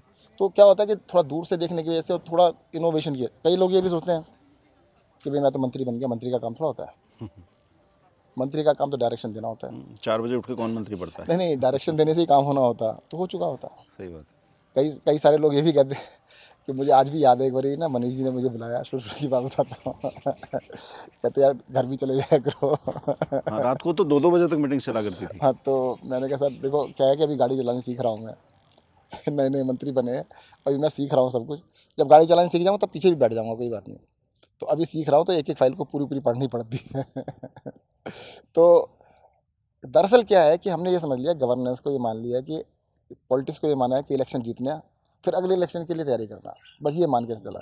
मुझे ऐसा लगता है कि जब तुम एक बार जीत गए तो तुम्हारे को जनता ने तुम्हारे ऊपर एक ऋण चढ़ाया है, तुम्हारे को एक काम सौंपा है, अब उसको करना है तुम्हारे को। कई चीज़ें वादे आपने मैनिफेस्टो में किए होंगे, कई नहीं भी किए होंगे। आपने नहीं भी किए हैं तो उनको भी करो यार, सिर्फ वोट के लिए नहीं करना। कई लोग ये कहते हैं आपको वोट मिलेगी, मैंने कहा पहले दे रखी है यार, ये क्या कम है? आगे की छोड़ो, आगे मिलेगी नहीं मिलेगी, जो 3-3 बारी आपने केजरीवाल सरकार बनाई वो क्या कम है? उन 3 बारी का तो हम कहते हैं कुछ करके दिखा दें। तो ये इनोवेशन जो मुझे लगता है एक बहुत बड़ी चीज़ है। और मेरा तो एक थ्योरी है, मैं इसको कहता हूँ जीरो थ्योरी। जीरो थ्योरी का सिंपल सा लॉजिक है, क्वालिटी 10x, मतलब क्वालिटी को 10 गुना बढ़ाने की कोशिश करो। जो भी क्वालिटी आपको मिल रही है, सबसे पहला आपका टारगेट कसौटी होना है, चाहिए कि 10 गुना रहे। क्वालिटी को 10 गुना अच्छी करने की कोशिश करो। Cost divide by 10x, cost को 10 गुना कम करने की कोशिश करो। और मैं बहुत सी जगह, दोनों जगह सफल हो गया। जैसे एग्जांपल के लिए मोहल्ला क्लिनिक है, उससे पहले डिस्पेंसरी बनती थी 4 करोड़ रुपए की। मैंने कहा भाई 10x कॉस्ट कम करो, तो कितनी होनी चाहिए थी? 40 लाख। 40 लाख मेरा मोहल्ला क्लिनिक 20 लाख में बन गया। और आधा हो गया उसका। तो यानी 10x से ज़्यादा कम कॉस्ट कर ली मैंने। क्वालिटी आप आज भी जाके देख लीजिए, डिस्पेंसरी जो हुआ करती थी देश में बहुत सारी हैं, कहीं टेस्ट नहीं होते। मोहल्ला क्लिनिक 212 टेस्ट होते हैं, 212। बहुत सारे टेस्ट ऐसे हैं जो अस्पताल में भी नहीं होते। दवाइयाँ सारी मिलती हैं, डॉक्टर हैं वहाँ पे, सब कुछ हो रहा है। क्वालिटी को भी 10 गुना अच्छा कर दिया, एयर कंडीशन है, शानदार है। तो सफल हुए ना। ऐसे ही मैं इसमें पानी में लगाऊँ कि भाई देखो, जो कॉस्ट 20,000 करोड़ होनी थी उसको कम से कम 90% कम कर लो। टारगेट ही है भाई, तुम टारगेट तो बनाओगे ना कुछ, फिर क्या क्वालिटी को 10 गुना बढ़ा दो। तो दोनों तरफ चल रहे हैं, दोनों तरफ सफलता मिल रही है। तो ये जो 10x वाली फार्मूला है, ये बहुत हद तक सफल है। और मेरा एक चीज़ फर्म बिलीफ है, देखो जो चीज़ स्ट्रक्चरली ब्यूटीफुल होगी उसकी कॉस्ट भी कम होगी, जो चीज़ वेल डिजाइंड होगी उसकी कॉस्ट कम आएगी, उसकी क्वालिटी अच्छी होगी। जो लाउजी वर्क होता है ना, अगर आप 100 रुपये के काम में 1,000 रुपये लगाएंगे तो काम खराब ही होगा। अगर 1,000 रुपये के काम को आप 800 रुपये में, 700 रुपये में करेंगे तो आपको बहुत अच्छा करना पड़ेगा, तभी कर सकते हो, वरना कर नहीं सकते। और इससे पॉसिबल है। हमने देखो फ्लाईओवर्स बनाए, हर फ्लाईओवर को हमने टाइम से पहले पूरा किया, कॉस्ट बचाई। 300 करोड़ का फ्लाईओवर 225 करोड़ में बना दिया। उसका भी मैं किस्सा बताता हूँ। जब 2015 में हमारी दोबारा सेकेंड टाइम सरकार बनी, तो एक कई सारे होते हैं ना ज्ञान देने वाले लोग आते हैं, तो मैं उन दिनों ना रात रात को भी फ्लाईओवर्स बन रहे थे, कई सारे फ्लाईओवर चल रहे थे। जो फाउंडेशन स्टार्ट हुई थी उनकी, बस मैं सारे डिपार्टमेंट को बुला बुला के मैंने कि इनको सबको 2 साल में ख़त्म करना है। तो कहीं अखबार वगैरह छपा हुआ, सचिन जैन रात को 2 बजे साइट पे गए, तो वो मेरे पास आए, कहते हैं भाई तुम क्या कर रहे हो? मैंने क्यों, क्या हुआ? बड़े सीनियर नेता थे कोई किसी और पार्टी के। अच्छा। कहते हैं ऐसे थोड़ा होता है कि आप इस पे 1-1.5 साल में, 2 साल में ख़त्म कर दोगे सारे काम। कहते हैं इनको सब कुछ बंद करा दो, आखिर के 1 साल पहले दोबारा चालू करना, और लोगों को कहना कुछ थोड़े बहुत खत्म हो जाएंगे, बाकी कहना अभी और दोबारा वोट दो, तब जिताना हमारे को, तो पूरा करेंगे। तो मैंने, हम ये करने नहीं आए थे। और हमने सारे के सारे काम, पहली बार ऐसा था कि हमने सारे काम वो लगभग 1.5-2 साल में कंप्लीट किए और ख़त्म किए। वरना ये होता है कि अच्छा ये किसी और सरकार ने स्टार्ट किया था ना उसने, और तो कुछ नहीं किया था, तो वो कहते हैं छोड़ दो, अब दोबारा बाद में देखेंगे, 5 साल बाद देखेंगे। तो हमने सबको ख़त्म किया। असली मकसद क्या है कि सरकार का जो पैसा है ना, उसको ठीक जगह पर ठीक तरीके से लगाना बहुत ज़रूरी है। अच्छी बात है। अभी आपने मोहल्ला क्लिनिक का जिक्र किया, अभी कंटेनर पे कुछ मोहल्ला क्लिनिक का इनोवेशन किया आपने, आपके आर्किटेक्ट माइंड ने। अब इसके कहाँ तक लेके जाने वाला है? मोहल्ला क्लिनिक में देखो, जब हमने बनाने स्टार्ट किए ना, मुझे तो वन ऑफ द प्रोजेक्ट था ये, this is not the only project. बहुत सारे प्रोजेक्ट थे, ये करना, ये करना, ये करना, ये करना, उसमें से ये भी था। तो ये लिस्ट में था कि 1,000 मोहल्ला क्लिनिक बना देंगे, और मुझे ऐसा लगता है हम 2 या 3 साल में पूरा कर देंगे। तो सीएम साहब मुझसे पूछते कितना समय लगेगा, मैंने सर मैक्सिमम 3 साल लगेंगे, 3 साल में बना। पहले साल में 100 बना भी दिए थे हमने, ट्रायल भी हो गया, सब कुछ हो गया था। पर हम बहुत बड़ी गलती कर रहे थे, हमें नहीं पता था देखो पॉलिटिक्स क्या होती है। हमारे जो अपोजिशन में लोग बैठे थे, जो पॉलिटिशियंस थे, उन्हें पता था कि मोहल्ला क्लिनिक की क्या वैल्यू है। हम तो ये मान के चल रहे थे भाई एक आम जनता को उसका बेनिफिट मिलना चाहिए, उसके लिए काम कर रहे थे। उन्होंने पूरी जान लगा दी। दिल्ली में पता होगा कि दिल्ली में जो लैंड है उस सेंटर का सब्जेक्ट है, दिल्ली सरकार के पास लैंड नहीं है। डीडीए ने, दिल्ली डेवलपमेंट अथॉरिटी सेंटर के अंडर आती है, उसने पहले हमसे वादा किया कि हम 500 मोहल्ला क्लिनिक की जगह दे देंगे। उन्होंने कहा था सुई की नोक के बराबर ज़मीन नहीं देंगे आपको, एक भी मोहल्ला क्लिनिक की ज़मीन नहीं दी। एमसीडी में बीजेपी की सरकार है, उन्होंने हमारे कई मोहल्ला क्लिनिक तोड़ दिए, कई सारे रुकवा दिए। मतलब उन्होंने ऐसा रेजिस्टेंस पैदा किया, सीबीआई इंक्वायरी चालू कर दी मोहल्ला क्लिनिक के ऊपर। मोहल्ला क्लिनिक के लिए रोज़ सीबीआई वाले मेरे ऑफिस में आने लगे, अफसरों के पास जाने लगे। उन्होंने, जो आपको बताऊं मैं, पेपर्स, पता कितने पेपर्स मंगाए थे? बड़ी मशहूर हुई थी वो स्टोरी। मोहल्ला क्लिनिक के प्रिस्क्रिप्शंस की कॉपी मंगाई सीबीआई ने कि आपने प्रिस्क्रिप्शन दिए हैं, तो लाखों प्रिस्क्रिप्शंस की फोटोकॉपी मंगा ली उन्होंने कि सबकी हमारे को कॉपी ला के दो। तो यहाँ तक हमें नहीं पता था कि राजनीति इतनी गंदी भी हो सकती है। तो पूरी जान लगा दी उन्होंने कि भाई किसी तरह से मोहल्ला क्लिनिक बनने नहीं चाहिए। तो उसके बाद पता लगा कि ऐसा भी हो सकता है, और फिर भी हमने हर तरीके से करके 500 तो स्टार्ट कर दिए, 1000 भी करेंगे। और जो कंटेनर में बनाने का मकसद है वो यही है कि भाई साइट पे काम ज़्यादा ना हो, क्योंकि साइट पे जब हो रहा होता है ना 3-4 महीने लगते हैं। तो ये आ जाते हैं, दूसरी पार्टी वाले लोग आ जाते हैं, फोटो खींचते हैं, देखो ये मोहल्ला क्लिनिक में खिड़की नहीं है, अरे ये बन रहा है भाई, खिड़की कहाँ से लगेगी, बाद में लगेगी, या उसके अंदर कुत्ता घुसा हुआ है। यार अभी अंडर कंस्ट्रक्शन दीवारें भी नहीं बनी है, इसमें कुछ भी हो सकता है। तो हमने सोचा अभी बना के लाएंगे, 3-4 महीने साइट पे काम नहीं करेंगे, 3-4 दिन का काम साइट का होगा, तो कम से कम इन चीज़ों से थोड़ा बच जाएंगे। और दूसरा ये जो मेंडलिज्म होती है ना बनने के टाइम पे, कि इसका ये उतार के ले गए, इसका ये उतार के ले गए कुछ लोग, उस वेंडलिज्म से भी थोड़ा बच जाएंगे। और कंटेनर जो है ना थोड़ा मजबूत भी होता है। एक मोहल्ला क्लिनिक में पता नहीं किस वजह से कुछ चोरियाँ तो कुछ ज़्यादा होने लगी हैं, तो मुझे लगा इन सब चीज़ों से थोड़ा सा मुक्ति मिलेगी। हमने 2 मोहल्ला क्लिनिक अभी कंटेनर बनाए हैं, अभी तीसरा मॉडल फिर से बना रहे हैं, इसको कुछ इंप्रूव कर रहे हैं। देखो क्या होता है कि जो भी किया, अब करने को तो मोहल्ला क्लिनिक फेमस था, हमें कुछ करने की जरूरत थी नहीं उसके आगे। हमने नया बनाया, वर्जन 2 बनाया, वर्जन 3 बना रहे हैं इसके बाद। बहुत बढ़िया। तो आपने बताया कि इतना सारी कैलकुलेशन, इतनी मेहनत, मतलब सरकारें चल जाती हैं, वोट मिल रहे हैं, आप थोड़ा सुकून से भी, आराम से भी सरकार चलाई जा सकती थी। शाम को मैंने सुना आप 6 बजे के बाद खाना नहीं खाते हैं, उसके बाद से लेकिन आप 12 से 1 बजे तक काम कर रहे होते हैं। तो ये सिर्फ जोश से हो जाता है या कुछ और भी लगता है? मतलब ये बहुत लोगों तक मैसेज जाना चाहिए कि क्या है गवर्नेंस का मतलब। देखो पॉलिटिक्स, मेरा तो फर्म बिलीफ है, पॉलिटिक्स सबसे ख़राब कैरियर है, बट पब्लिक सर्विस के लिए सबसे अच्छी जगह है। अगर आपको कुछ करना है, आपको लगता है कि मैं कुछ करके दिखाऊं जनता के लिए, तब तो ये जगह सही है। अगर आपने अपने लिए करियर बनाना है, तो डॉक्टर बनो, इंजीनियर बनो, बिजनेसमैन बनो, पॉलिटिशियन क्यों बन रहे हो? बहुत सारे लोग पॉलिटिक्स में आते हैं अपना करियर बनाने के लिए, तो अब उसको डे एंड नाइट अपनी अगले इलेक्शन की चिंता होती है, अगले पद की चिंता होती है कि इससे बड़ा वाला पद मुझे मिलेगा, कि इससे बड़े वाले पद के लिए चिंता होती है। मुझे लगता है कि पब्लिक सर्विस की जगह है, और पब्लिक सर्विस के लिए आए हैं, तो मैं जो कर रहा हूँ, जिसमें मेरा दिल लगता है, मैं वो कर रहा हूँ।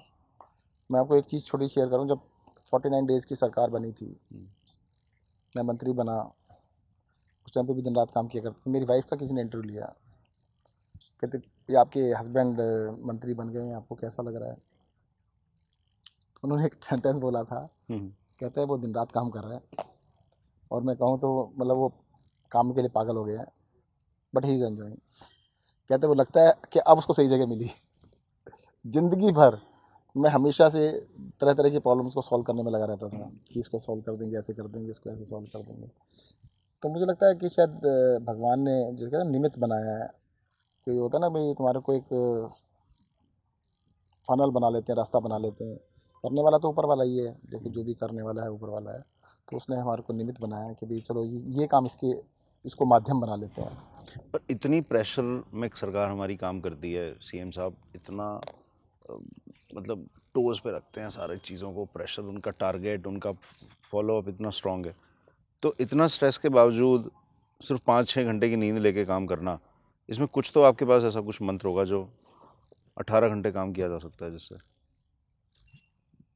एक्चुअली में इंटरेस्ट सबसे बड़ी चीज़ है। अगर सेल्फ मोटिवेशन है, तुम्हें खुद को लगता है मुझे करना है, तो तुम्हें करना है ना, तुम्हें दूसरे ने थोड़ा कहा कि ये करो। ये तुम्हारी झील है ना, तुम्हें करके दिखाना है ना। अब मैं कह रहा हूँ कि भाई यमुना नदी साफ करके दिखाएंगे, तो उसके लिए तो काम तो करना पड़ेगा।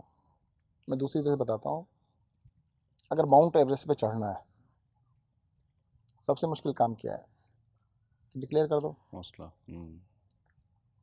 अगर आपने डिक्लेयर कर दिया, पब्लिकली डिक्लेयर कर दिया, तो अब उसको सफल करने के, क्योंकि आपने अपने मन में कहा, मन तो चंचल है, बदल जाएगा थोड़े दिनों में। अब पब्लिकली डिक्लेयर कर दो।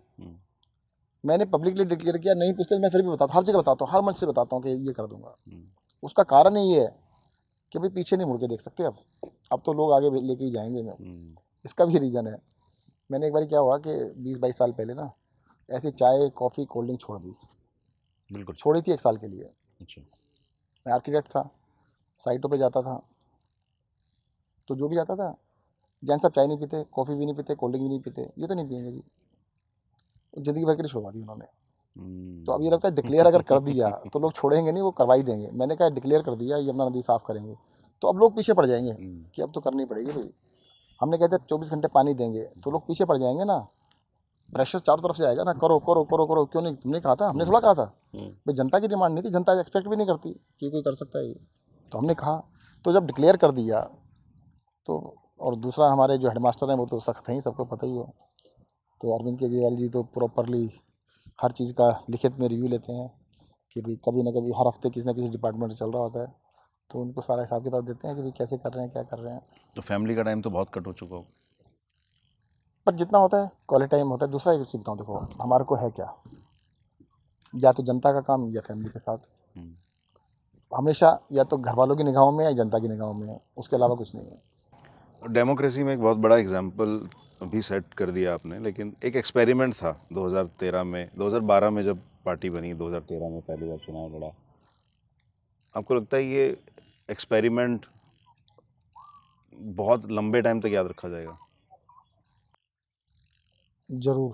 देखो लोगों को ना, मैंने स्टार्टिंग में ही बताया आपको कि भाई ये मान लिया गया था अलग अलग कैरियर है, उसमें से पॉलिटिक्स भी एक कैरियर है। पॉलिटिक्स एक पब्लिक सर्विस है, ये लोगों को नहीं पता था। और हिंदुस्तान देखो 1947 में आज़ाद हुआ, परंतु रियल डेमोक्रेसी क्या है ये लोगों को अभी भी समझ नहीं आया। पहली बारी जनता को लगा कि अरे हम तो अपनी भी सरकार बना सकते हैं। जब हमें 28 सीटें मिली थी, सारे लोग ये कह रहे थे हमें नहीं पता था जीत सकते हैं। वो कह रहे थे हमें नहीं पता था यार केजरीवाल जी की सरकार बन सकती है। जब दोबारा मौका मिला तो 70 में से 67 सीटें थी, इसी बात की थी कि अरे ये तो जीत सकते हैं। उनको पहले लगता था यार ये बड़ी बड़ी पॉलिटिकल पार्टी को कोई हरा नहीं सकता। तो लोकतंत्र की यही तो खूबसूरती है कि भाई जो आदमी, मतलब ऐसा नहीं कि एटर्निटी तक वही रहे, उसको चेंज भी किया जा सकता है, जनता के काम के लिए आ सकते हैं। तो ये जो एक्सपेरिमेंट है अपने आप में बहुत बड़ा एक्सपेरिमेंट है। और अब तक नेताओं को कुछ जनता के लिए करने की आवश्यकता थी नहीं। अब देखो केजरीवाल सरकार का कितना प्रेशर है, बहुत सारी सरकारों को कुछ करने की जरूरत पड़ रही है। हाँ, बिजली को लेकर ऐलान होने शुरू हो गए पूरे देश में। जो पहले विरोध करते थे अब वो भी ऐलान कर रहे हैं। जो लोग पहले इसका मजाक उड़ाते थे वो कहते हैं नहीं नहीं हम भी करने की कोशिश करते हैं। तो ये अच्छी बात है कि लोग जनता के लिए कम से कम कहना तो स्टार्ट किया, बाकी जनता पूछ लेगी उनसे। यहाँ पर आसमान में बहुत सारे जहाज़ हैं क्योंकि हम एयरपोर्ट के करीब हैं। एक कुछ आपने मुझे बताया था एक बार, मैं चाहूँगा सब तक पहुँचे वो मैसेज। देखो जब मैं बहुत छोटा था ना, घर में एक खिड़की थी, उस खिड़की से रोज एक हवाई जहाज, यहाँ पे तो हम बैठे हैं तो 20-25 जा चुके हैं, तो एक जहाज जाता था। बहुत छोटे थे, अब मेरा स्कूल सेकंड शिफ्ट में था, 12-12:30 बजे जाते थे, तो सुबह 10-11 बजे करीब वो हवाई जहाज जाता था। तो जहाज को देख के ना मैं खिड़की से देखा करता था और सोचा करता था ये उड़ता कैसे है। कभी ये एस्पिरेशन नहीं हुई, कभी ये सोचा नहीं कि जहाज में बैठ सके, इतनी हिम्मत नहीं थी कि भाई ये बस सोचना है तो ये सोच लो कि हवाई जहाज में बैठेंगे जी। ये था कि उड़ता कैसे है, यही समझ नहीं आता था यार, इतने सारे लोगों को लेके मतलब हवा में उड़ रहा है। मेरा तो कागज़ का हवाई जहाज गिर जाता कहीं पे, अपने कागज़ के हवाई जहाज उड़ा करते थे, वो तो उड़ाते थे थोड़ी देर में नीचे गिर जाता था, और ये इतने सारे लोगों को लेकर उड़ जाते हैं। और फिर ऐसा समय आया ज़िंदगी में कि एक ही दिन में 3-3 4-4 बजे हवाई जहाज में बैठना पड़ा। तब मुझे लगा कि देखो इस सोसाइटी ने बहुत कुछ दिया है। एक ऐसा बच्चा जिसको ज़िंदगी में सोच नहीं पाया, बचपन में ये नहीं सोच पाया कि हवाई जहाज़ में बैठना है, वो बार बार बैठ पा रहा है। तो बस यही था कि इस सोसाइटी ने बहुत कुछ दिया है, तो पे बैक करने की कोशिश ज़रूर करनी है, सोसाइटी को वापस ज़रूर करने की कोशिश करनी है। तो ये बहुत रहा दिल में, और मुझे लगता है उसी की वजह से, मतलब जिसे कहते हैं ना, एक अब पिक्चर आई थी एक्सीडेंटल प्राइम मिनिस्टर, तो आपके सामने एक एक्सीडेंटल पॉलिटिशियन बैठे हैं। वैसे पॉलिटिक्स में आपका आना हुआ कैसे? मतलब हम बहुत सारे युवा नेताओं से हमारी बात हुई पार्टी के, वो आंदोलन में थे, फुल टाइम हो चुके थे। मेरे साथ भी ऐसा ही हुआ कि मैं फुल टाइम हो चुका था, मन ही नहीं लगता था कहीं, और मेरे पास कुछ छोड़ने के लिए उतना था नहीं, तो एक जॉब थी वो छोड़ दी और आ गए। आपका सेटल्ड बिजनेस था, आप एक सेटल्ड नामी गिरामी आर्किटेक्ट रहे हैं। बहुत बड़ी कॉस्ट है चुनाव लड़ना, और जिस फैमिली बैकग्राउंड से आते हैं मैं जानता हूँ, आपके परिवार में मेरा आना जाना है, उसमें कोई राजनीति के बारे में कल्पना भी कर ले ये बड़ा अचंभे से कम नहीं है। आपने डिसीजन कैसे लिया? देखो ऐसा बात था, जब अन्ना आंदोलन स्टार्ट हुआ ना, जी। तब अन्ना आंदोलन में हम लोग सभी लगे हुए थे, पूरी फैमिली साथ थी, मतलब किसी को ऑब्जेक्शन नहीं था। उस टाइम तो बच्चों को भी साथ लेके जाते थे, तो every one was very happy कि भैया हम कोई आंदोलन कर रहे हैं, सबको मज़ा आ रहा था। जब पार्टी बनी, तो पार्टी बनी तो अब ये हुआ कि भाई पार्टी बनानी चाहिए नहीं बनानी चाहिए, चलो फैसला हुआ, पार्टी बन गई। तो मैं जिस जगह पर रहता था सरस्वती यार में, उस असेंबली कॉन्स्टिट्यूंसी में आम आदमी पार्टी बनी 26 नवंबर 2012। पार्टी के पास एक भी वॉलंटियर नहीं था, तो ढूंढ ढांड के देखा सत्येंद्र जैन है तो सही, तो मुझसे बात की गई कि भाई तुम ऐसा करो, संगठन बनाओ। मैंने क्या बात करो, मैं आर्किटेक्ट हूँ, अपनी प्रैक्टिस करता हूँ, सब कुछ करता हूँ, मैं किन चक्करों में पड़ रहा भाई, पॉलिटिक्स में थोड़ा पॉलिटिकल पार्टी। मैंने कहा आपको मदद करूँगा, सब कुछ करूँगा, पर I can not be part of this. कहते नहीं कोई बात, संगठन बना दो, आपको कह कौन रहा है। मैंने घर पे बात की वाइफ से मैंने कहा, कहते नहीं सवाल नहीं उठता, राजनीति में क्या मतलब है। अरे हम तो मतलब मिडिल क्लास के लोग हैं, प्रैक्टिस करते हैं, सब कुछ है, हमारा बिजनेस चल रहा है, ठीक ठाक है। मैंने कहा आंदोलन में भी तो, कहते उसमें कोई बात अलग थी, ये राजनीति अलग होती है। मैंने तो अब कह दिया। कहते फिर ऐसा है तुम इलेक्शन मत लड़ना। तो मैंने इलेक्शन की बात कहाँ से आ गई, तो मैंने सबसे पहले कंडीशन अरविंद जी को ये बताई कि मैं इलेक्शन नहीं लड़ूंगा। तो ठीक है, मर्जी है। तो अब मैं संगठन बनाने लगा। संगठन की बड़ी अच्छी अच्छी यादें हैं याद। एवरी संडे एक पार्क था, उसमें जाके हम वो लगाते थे, कुछ लोगों को बैठा के। तो एक मंदिर था, वहाँ जाते थे, वहाँ से दरी उठाते थे। मेरे साथ एक बंदा होता था, मैं गाड़ी लेके जाता था, उसको साथ लेता था, फिर हम दोनों के दरी लेके पार्क में जाते थे। पार्क में दरी बिछा देते थे और इधर उधर से 20-25-30 लोगों को इकट्ठा कर लेते थे। तो सबको मैं भाषण दिया करता था कि देखो देश के अंदर क्या बदलाव की ज़रूरत है, ये क्या ज़रूरत है, वैसे करना चाहिए, ऐसा करना चाहिए। कभी किसी पार्क में, कभी किसी पार्क में, कभी यहाँ कभी वहाँ, चलता रहता था। धीरे धीरे पार्टी का संगठन बना लिया। अब क्या हुआ कि 2013 में जब इलेक्शन थे, पार्टी ने सिस्टम बनाया था कि भाई जिसने भी इलेक्शन लड़ना है वो फॉर्म भरेगा। तो हमारे यहाँ से बहुत सारे लोगों ने फॉर्म भरा, मैंने फॉर्म नहीं भरा था, इलेक्शन लड़ना ही नहीं था। उसके अंदर नेक्स्ट लेवल होता था कि भाई फॉर्म भरने के बाद इंटरव्यू होते थे सबके, और इंटरव्यू जिस दिन स्टार्ट होते थे, नॉर्मली एक असेंबली की 1 दिन में या 2 दिन में 3 दिन में इंटरव्यू खत्म हो जाते थे, और उसके 1-2 दिन बाद शॉर्ट लिस्ट आती थी, और शॉर्ट लिस्ट में 2-3-4 लोगों का नाम होता था, फिर वोटिंग वगैरह करा कर जनता से व्यूज मांगते थे कि कोई किसी के ऊपर कोई तो आरोप वगैरह है तो मतलब बता इंटरव्यू करने का मतलब वो लास्ट स्टेज थी कि इंटरव्यू स्टार्ट हो गए। ठीक। पर फॉर्म भरने की कोई लास्ट डेट नहीं थी। जब तक कैंडिडेट सेलेक्ट नहीं हो सकता कोई भी अप्लाई कर सकता था, जब तक डिक्लेयर नहीं हो सकता, मतलब शॉर्ट लिस्ट जब तक नहीं होगी तब तक फॉर्म भर सकते हैं आप। तो मैंने फॉर्म नहीं भरा। जिस दिन इंटरव्यू शेड्यूल्ड थे, पता लगा भी इतनी तारीख से इंटरव्यू शेड्यूल्ड है, उस दिन मैं इंडिया छोड़ के 10 दिन के लिए विद फैमिली बाहर चला गया, और अरविंद जी को मैंने मैसेज डाल दिया कि मैं इंडिया से बाहर जा रहा हूँ 10 दिन के लिए। और मैंने एयरपोर्ट से मैसेज किया था, अपना सिम कार्ड, अपना दिल्ली वाला सिम कार्ड बंद किया, नया वाला डाल दिया, क्योंकि मुझे पता था कि कहीं वापस आ जाओ, फोन आ सकता है। 10 दिन के लिए मैं बाहर चला गया। बड़ी फिल्मी सी कहानी है जिसे कहते हैं ना। फिर जब बाहर गए, समुद्र के किनारे में घूम रहा था, तो सुबह सुबह की बात है, एक छोटी सी पानी की पतली सी धारा ना समुद्र में जा रही थी। ये बच्चे नहीं खेलते, मैंने उसका भी पैर रख लिया, तो दूसरी तरफ से निकल गई। फिर मैं दूसरा पैर रखा, फिर वो इधर से निकल गई, फिर इधर पैर रखा तो इधर से निकल गई, फिर इधर पैर रखा। मेरे पैसे दिमाग, मैंने कहा यार ये तो जो कुछ हो रहा है ना उसको ज़्यादा रोकने की कोशिश नहीं करनी चाहिए, जो हो रहा है ठीक है, लेट इट बी। तो मेरे दिमाग में ये आया कि अगर मेरे वापस जाने तक भी शॉर्ट लिस्ट नहीं हुआ तो मैं फॉर्म भर दूंगा। उस टाइम पे मेरे दिमाग में आया। अच्छा। जबकि नॉर्मली ये होता था कि भी जिस दिन इंटरव्यू स्टार्ट हुए 2 दिन बाद शॉर्ट लिस्ट आ जाती थी। वैसे तो मेरे आने से पहले कैंडिडेट भी डिक्लेयर हो जाना चाहिए था। 10 दिन बाद वापस लौटे होंगे आप? 10 दिन बाद वापस लौटे, शायद 2 जुलाई या 3 जुलाई का डेट थी, मैं वापस लौटा, शॉर्ट लिस्ट हुई नहीं। अच्छा। मैंने फॉर्म भर दिया जी। तो फॉर्म भर दिया तो भाई फॉर्म भरने के बाद शॉर्ट लिस्ट में नाम आ गया। फिर उसके बाद 23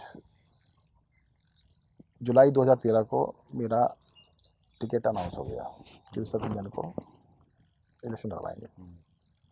मेरे घर में तो क्या माहौल था? मेरे फादर कहते हैं कि तो गुंडों का काम है, शरीफ लोग को इलेक्शन लड़ते हैं। मेरी वाइफ कहती है क्या कर रहे हो, हमारी फैमिली है, बच्चे हैं, इलेक्शन लड़ो। मेरी छोटे वाली बेटी उस टाइम 8वीं क्लास में पढ़ती थी। वो कहती पापा आप तो अच्छे आदमी हो, आप नेता क्यों बन रहे हो? यानी अच्छा आदमी नेता नहीं बन सकता। अरे डर गई बेचारी, हाँ, सही बात है। 8वीं क्लास का बच्चा, ठीक बात है। तो उसको तो इम्प्रेशन जो पड़ा हुआ नेताओं का वही था ना। अब घर में तो तहलका मच गया चारों तरफ कि ये क्या हो रहा है। भाई पार्टी का टिकट मिलने पे लोग ढोल नगाड़े बजाते हैं, मेरे घर में चारों तरफ से उल्टा चल रहा था। 21 जुलाई, सॉरी, मेरे को 21 जुलाई को टिकट मिला था और 24 जुलाई को मैं तिहाड़ जेल में था। क्यों? आम आदमी पार्टी से इलेक्शन लड़ने की जुर्म था ना। अच्छा। 3 दिन बाद? 3 दिन बाद मैं तिहाड़ जेल में था। वो केस ख़त्म हो गया, बाइज्जत, मतलब केस इज़ क्लोज्ड। पर वो दिखाने के लिए कि भाई अगर आम आदमी पार्टी में तुम ज़्यादा जाओगे तो देखो ऐसा भी हो सकता है। तो 24 जुलाई को मैं तिहाड़ जेल में था, 2 दिन जेल में रहा। तो वहाँ पे मैंने सोचा, मैंने इस उम्र में जाके माँ बाप को कितना कष्ट देंगे भाई, इस एज में जो भाई किसी को आज तक कोई पुलिस केस नहीं हुआ, कुछ ऐसा कुछ नहीं हुआ, तो ये तो थोड़ा अजीब सा हो जाएगा। तो मैं अपना मन बना के वापसी में जब आया, रात के शायद 8 बज गए थे, 8-9 बज गए थे जब घर पहुँचा मैं। तो मैं मन बना के आया था कि भाई मैं कोई इलेक्शन नहीं लड़ूंगा। घर गए तो माहौल ही कुछ और था। क्या? मेरे फादर जो पहले कह रहे थे गुंडों का काम है, अब वो ये कहने लगे कि नहीं अब तो पीछे नहीं हटना चाहिए। अरे वाह। मैंने कहा क्यों? कहते इसमें क्या हो गया, देश आज़ाद है भाई, अगर किसी ने कहा मैं इलेक्शन लड़ूंगा तो उसको जेल भेज देंगे। मेरे फादर ना मतलब इंदिरा गांधी के बड़े वो थे, कट्टर समर्थक। अच्छा। उनको उस दिन पता लगा इंदिरा गांधी तो मर चुकी है, 84 से उन्हें पता ही नहीं था। मतलब वो तो कहते इंदिरा गांधी के वो थे। कहते ये क्या हो रहा है देश में, टीचर थे। कहते हम तो सोच भी नहीं सकते। कहते पहली बात तो तुम बड़ा गलत काम कर रहे थे, इलेक्शन लड़ रहे थे, परंतु इलेक्शन लड़ रहे थे चलो ठीक है, हमारी पर्सनल बात थी ना, हमारे लिए गलत था, पर इस लोकतंत्र के अंदर कोई इलेक्शन लड़े इसलिए उसको जेल भेज दिया जाए। कहते अब तो पीछे नहीं हटेंगे कुछ भी हो जाए।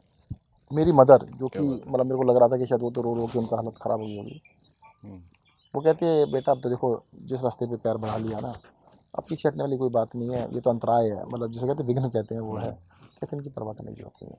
मुझे ऐसा लग रहा था माँ बाप को बहुत बेइज्जती महसूस हो रही होगी, ऐसा कुछ नहीं था। उनको प्राउड महसूस हो रहा था कि हाँ हमारे बेटे ने कोई गलत काम नहीं किया, और उसके लिए पूरी सपोर्ट थी। और मेरी वाइफ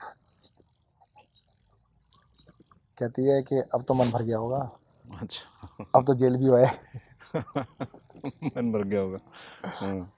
अब तो बस करो। फिर? उसके 2 दिन बाद मेरे ऊपर फिजिकल असॉल्ट हुआ। Oh my God. अच्छा। तो जहाँ मैंने डॉक्टर से एक्सरे वगैरह कराया ना, वो हमारा फैमिली फ्रेंड था, तो उसने एक्सरे कर लिया। तो उसने क्या किया, उसने उठा के पूनम को फ़ोन कर दिया, मेरी वाइफ को फ़ोन कर दिया। कहते सत्येंद्र के ना चेस्ट में काफ़ी चोट लगी है, ज़रा थोड़ा ध्यान में रखना। कहती कैसे? मैं घर आया, पूछा क्या चोट लगी है, कैसे लगी? अब बताया मैंने कि भाई ऐसे ऐसे मेरे ऊपर असॉल्ट हुआ है। अब उल्टा हो गया, अब मेरी वाइफ अड़ गई। कहती अब तो चाहे कोई गोली भी मार देना तब भी पीछे नहीं हटेंगे। अरे बाप। अच्छा। तो उस 2013 के इलेक्शन में सबसे ज़्यादा मेरी वाइफ ने और मेरे फादर ने, उन दोनों ने मतलब जैसे कहते हैं ना कि मुझसे भी ज़्यादा उन्होंने एग्रेशन में काम किया। उन दोनों को लग गया था, मेरे फादर को बहुत चोट लगी थी कि भाई उनके बेटे को इसलिए अरेस्ट किया गया कि वो इलेक्शन लड़ना चाहता है। वाइफ को इसलिए लगा कि इलेक्शन लड़ना चाहता है, इसलिए उसके ऊपर अटैक किया गया। तो उन दोनों ने पूरी जान लगाई। मैंने भी मतलब कसम खाई थी। मैं उससे कुछ ही महीने पहले ना प्रेटोरिया गया था, साउथ अफ्रीका में। वहाँ पे महात्मा गांधी को जहाँ धक्का दिया गया था ना, एक बहुत बड़ी प्लेट लगी उसी जगह पे। तो उस पूरी स्टोरी लिखी है महात्मा गांधी की। उसमें लिखा था कि भाई उनके मन में दुविधा थी कि क्या करूँ, इन दो लोगों से बदला लूँ या इस मुद्दे की वजह से जो एट्रोसिटी उसके खिलाफ मैं खड़ा हो जाऊँ, इस कौम से बदला लूँ। मेरे पास भी यही था कि जिन लोगों ने मैं अटैक किया था उनसे बदला लूँ या इस पॉलिटिकल जमात से बदला लूँ। तो मैंने कसम खाई थी कि मैंने जो जूते पहने हुए थे ना, कि इनको तब बदलूंगा जब मैं हरा दूंगा सामने वाले को। क्या बात। और मुझे आज भी याद है 28 दिसंबर 2013 को जब मैंने शपथ ली थी ना रामलीला ग्राउंड से, तो मेरे जूते फटे हुए थे और मेरा ये अंगूठा जो है ना पूरे जूते से बाहर था, पूरा अंगूठा। तो किसी मीडिया वाले ने मेरी फोटो बना ली। अच्छा। कहते देखो जी मंत्री की शपथ ले गए, जूते फटे हुए हैं। फिर मैंने उनको स्टोरी सुनाई। मैंने कहा ये स्टोरी ऐसे नहीं है। उसी दिन मैंने शपथ लेने के बाद फिर मैं कनॉट प्लेस गया था, फिर नए जूते खरीदे थे। तो मैंने इतने पैदल चला था, इतना पैदल चला था, इतना पैदल चला था। मैं हर घर में गया, चौथी मंजिल पे गया। हमें तो कुछ जानता नहीं था, कुछ नहीं था। सिंपली ये था भी लोगों को बता दिया देखो जी मैं ये हूँ, यहाँ रहता हूँ, आर्किटेक्ट हूँ, ये काम करता हूँ, आपको जो ठीक लगे कर लेना, आपसे वोट मांगना है बस। इससे कुछ नहीं था। मेरी असेंबली को तो ये कहते थे जहाँ से मैं लड़ रहा था कि 2-3 हज़ार वोट आ गए तो भी बहुत है। मतलब कोई ये नहीं कहता जमानत बचेगी। और मैं जीत गया था। तो वो जीतने का कारण यही रहा कि जो ये कहानी रही ना, अब ये था कि भी पहले अगर मेरे घर वाले तैयार नहीं होते मैं बिल्कुल नहीं लड़ता, और तैयार क्या नहीं होते वो तो उल्टा हो गया। पहले एक लड़ रहा था, एक नहीं लड़ रहे थे, अब तो यहाँ 3-3 लड़ रहे थे। कि मेरी वाइफ लड़ रही थी, मेरे फादर लड़ रहे थे, मैं लड़ रहा, मेरा पूरा परिवार लड़ रहा था, मेरे सारे दोस्त लड़ रहे थे। हुआ क्या कि वॉलंटियर्स को भी लगा यार जेल जाने के बाद उनको भी लगा ना कि ये क्या हो गया, ये तो बहुत गलत हुआ है। तो हमारी छोटी सी टीम सब ने जान लगा दी। तो उसकी वजह से मतलब वो एक तरह से उसमें पदार्पण जिसे कह सकते हैं पॉलिटिक्स में हुआ। चॉइस से नहीं हुआ था, बाई चॉइस नहीं कह सकते, ना चाहते हुए, जैसे डेस्टिनी कह सकते हो कि डेस्टिनी थी कि इस तरफ आना था। इसके पीछे की कहानी और भी छोटी सी। जब मेरा 47वां बर्थडे था ना, मैंने अपनी बकेट लिस्ट बनाई उस ऑफिस के अंदर बैठ के कि मरने से पहले मैं क्या क्या करना चाहता हूँ। जो मेरे दिल के करीब चीज़ें हैं 10 चीज़ें लिखी। अच्छा। कि मैं मरने से पहले ये काम करूँगा। उसमें मंत्री बनना तो नहीं होगी एक। बता देता उन 10 चीज़ों में था एक कि भाई मुझे बहुत लंबे ट्रैक पे जाना है। अच्छा। कम से कम महीने भर के ट्रैक पे जाना है। समुद्र के किनारे हैमॉक में लेट के किताब पढ़नी है। अरे ये बड़ा इनोवेटिव है। अच्छा। किताबें लिखनी है। मोटिवेशनल स्पीकर बनना है। लोगों की हेल्प करनी है। मदर के अपने साथ लेके, मतलब मदर तीर्थ यात्राओं पे लेके जाना है। मतलब वैसे जाती हैं पर मैं अपने साथ लेके जाना चाहता था। जो भी मेरे पास आए उसकी मदद किसी भी तरह से कर सकूं। सोसाइटी के अंदर रिफॉर्म्स करने हैं। तो इस तरह की 10 चीज़ें मैंने लिखी। 10 चीज़ें लिखने के बाद मैंने कम से 10 बार ही पढ़ा उसको। जितनी बारी मैं पढ़ता गया उतनी बारी मेरे को लगता गया मैंने कहा मैं कर क्या रहा हूँ। उसमें से एक भी चीज़ ऐसी नहीं थी जिसमें पैसे की जरूरत थी। कुछ भी नहीं था भाई, एक भी चीज़ नहीं थी। मैंने कहा इतना पैसा तो भाई इतने साल की प्रैक्टिस कर ली, सब कुछ कर लिया भाई, मेरा जीवन तो चल सकता है। हमारे कोई बहुत ज़्यादा इच्छाएं भी नहीं थी। देखो मैं चाय कॉफ़ी कोल्ड ड्रिंक भी नहीं पीता। मेरे कोई पर्सनल खर्चे थे नहीं। कभी ज़िंदगी में कोई खर्च नहीं किया। वाइफ तो कहते अगर 500 रुपये भी दे देना 15 दिन बाद देखे तो 500 रुपये जेब में ही मिलते थे। वो कोई 500 रुपये भी खर्च नहीं हुए। तो कोई खर्चा नहीं था इस तरह का उल्टा सीधा। तो अब ये लगा बार बार देख के भी कि भाई मैं कर क्या रहा हूँ। जो मेरे दिल के करीब है, जो मरने से पहले मैं करना चाहता हूँ, उनमें तो मैं अपना एनर्जी टाइम लगा नहीं रहा। और मैं सिर्फ पैसे कमाने में लगा हूँ सुबह से लेकर रात तक। तो वो मेरी ज़िंदगी का टर्निंग पॉइंट था। उस दिन मैंने फैसला किया कि भाई मैं 50 साल का जिस दिन हो जाऊंगा पैसे के लिए काम नहीं करूँगा। क्या बात है। और 50 की भी सेंटिटी क्या थी, मेरा मानना ये था कि भाई कहते हैं ना आदमी की आयु 100 साल होती है। 0 पे पैदा होता है, 100 पे जाके मर जाता है अगर सब कुछ आदर्श रहे तो यानी पीक कब आएगी 50 पे। 50 के बाद डाउनफॉल स्टार्ट है। तो मैंने सोचा भाई 50 तक कर ले जो करना है, उसके बाद फिर मैं पैसे के लिए काम नहीं करूंगा, दिल के लिए काम करूंगा जहाँ पे मेरा दिल है। क्या बात। अपनी वाइफ को जाके मैंने कह दिया, मैंने कहा देखो 50 का जिस दिन मैं हो जाऊंगा ना, उस दिन से मैं पैसे के लिए काम नहीं करूँगा। वाइफ कहती है आज से ही छोड़ दो, मुझे क्या फ़र्क पड़ता है। ये भी निराला है। ऐसी वाइफ जल्दी से नहीं मिलती। कहते आज ही छोड़ दो। उसे क्या पता था, जो मुँह से निकला वही पूरा हो गया। क्या बात है। मतलब अन्ना आंदोलन लगता है मेरे इस सपने को संकल्प की पूरा वजह करने के लिए, संकल्प की वजह से स्टार्ट हुआ और मुझे 3 साल वेट नहीं करना पड़ा। मेरी प्रैक्टिस उसी साल बंद हो गई। अच्छा, उसी साल बंद हो गई। उसी साल सब कुछ छोड़ दिया। भगवान ने कहा भाई 3 साल की भी क्यों खराब करें, तो अभी से आ जाओ ऑन बोर्ड। परंतु उन 10 चीज़ों में मैं आपको बता देता हूँ, 10 चीज़ों में मेरा कोई नेता बनने का वो नहीं था, दूर दूर तक ख्वाब दूर नहीं दूर तक ख्वाब नहीं था। मंत्री तो छोड़ ही दो, ये मंत्री बनेंगे, एमएलए बनेंगे, पता नहीं था एमएलए क्या होता है। मैं आपको बताऊँ, हमारे तो पूरे परिवार में वर्टिकली में पिताजी, दादाजी, उनके दादाजी, कोई भी कभी गांव का प्रधान नहीं बना, हॉरिजॉन्टली कोई आरडब्ल्यू का प्रेसिडेंट नहीं बना। तो पॉलिटिक्स से तो कोई लेना देना नहीं था कहीं से कहीं तक, दूर दूर तक। हाँ, सबको ये था कि भाई किसी की मदद करनी हो ना, ये मुझे लगता है कि शायद परिवार से मिला। मेरे फादर भी हर एक की मदद करने के लिए हमेशा तैयार रहते थे, बिल्कुल। अपने कैपेसिटी में जो भी कर सकते। टीचर थे वो, जैसे रिटायर हो गए, रिटायरमेंट के बाद जो उनसे पढ़ने आ जाए उसको पढ़ा देते थे। हमारे परिवार में दूर दूर तक, मतलब मेरा जैसा आला था उसने आईआईटी किया, अब आईएम में गया वो, आईएम में उसको कुछ सब्जेक्ट होता है अकाउंट्स वगैरह, तो मेरे फादर से पढ़ने आता था, सबको पढ़ाते थे, कोई आ जाए तो हर एक की जितनी मदद कर सकते करते थे। तो वो मुझे लगता है कि मुझे मदर से, फादर से, पेरेंट्स से, वहाँ से मदद करने का तो थोड़ा बहुत गुण वहाँ से मिला। पर जो आने का था वो मुझे लगता है इस संकल्प की वजह से आंदोलन हुआ। और एक संकल्प और भी है जिसका मुझे लगता है होगा पूरा। वो ये था, जब हमारी शादी हुई तो हम स्कूटर पे घूमते थे, मैं और मेरी वाइफ। चेतक स्कूटर था हमारे पास। तो मेरी आदत थी पहले से ही कि जो कोई समस्या दिखे उसका मैं शानदार बढ़िया फर्स्ट क्लास सॉल्यूशन बताता था कि इसको ऐसे करके ऐसे कर सकते हैं, ये कर सकते हैं, घंटों सुनाता था। तो बेचारी 6 महीने दुखी हो गई। एक दिन कहती है कि आपको क्या प्रधानमंत्री बनना है? जो सारे देश की प्रॉब्लम सॉल्व करते रहते हो। तो उस दिन मेरे मुंह से निकला, आपने कहा पॉलिटिक्स में आने का कारण, 2 ही कारण है, दोनों बता रहा हूँ, पहला बता दिया, दूसरा बताता हूँ। मेरे मुंह से ऐसे ही निकला कि प्रधानमंत्री बनूँ ना बनूँ, प्रधानमंत्री का सलाहकार जरूर बनूंगा। तो बहुत बढ़िया। प्रधानमंत्री के सलाहकार बनने के लिए और जो 47th बर्थडे पे जो मैंने रेजोल्यूशन लिया था उसको पूरा करने के लिए मुझे पॉलिटिक्स में पहुंचा दिया गया। कई बार तो मैं मजाक में अरविंद जी से भी कह रहा था कि भाई आपको प्रधानमंत्री मेरे लिए बनना पड़ेगा। क्योंकि मेरी डेस्टिनी में लिखा है कि मुझे प्रधानमंत्री का सलाहकार बनना है। तो आपको प्रधानमंत्री बनना पड़ेगा। बहुत बढ़िया। लेकिन उस बकेट लिस्ट में लोगों की हेल्प करने के सिवा बाकी सब का क्या हुआ? नहीं, वो सारे दिल से कर रहे हैं। देखो ऐसा है, क्या होता है कि जो भी कर रहा हूँ 10 में से करना था ना, उस 10 के बाहर नहीं करना था, उस 10 में से ही कर रहा हूँ।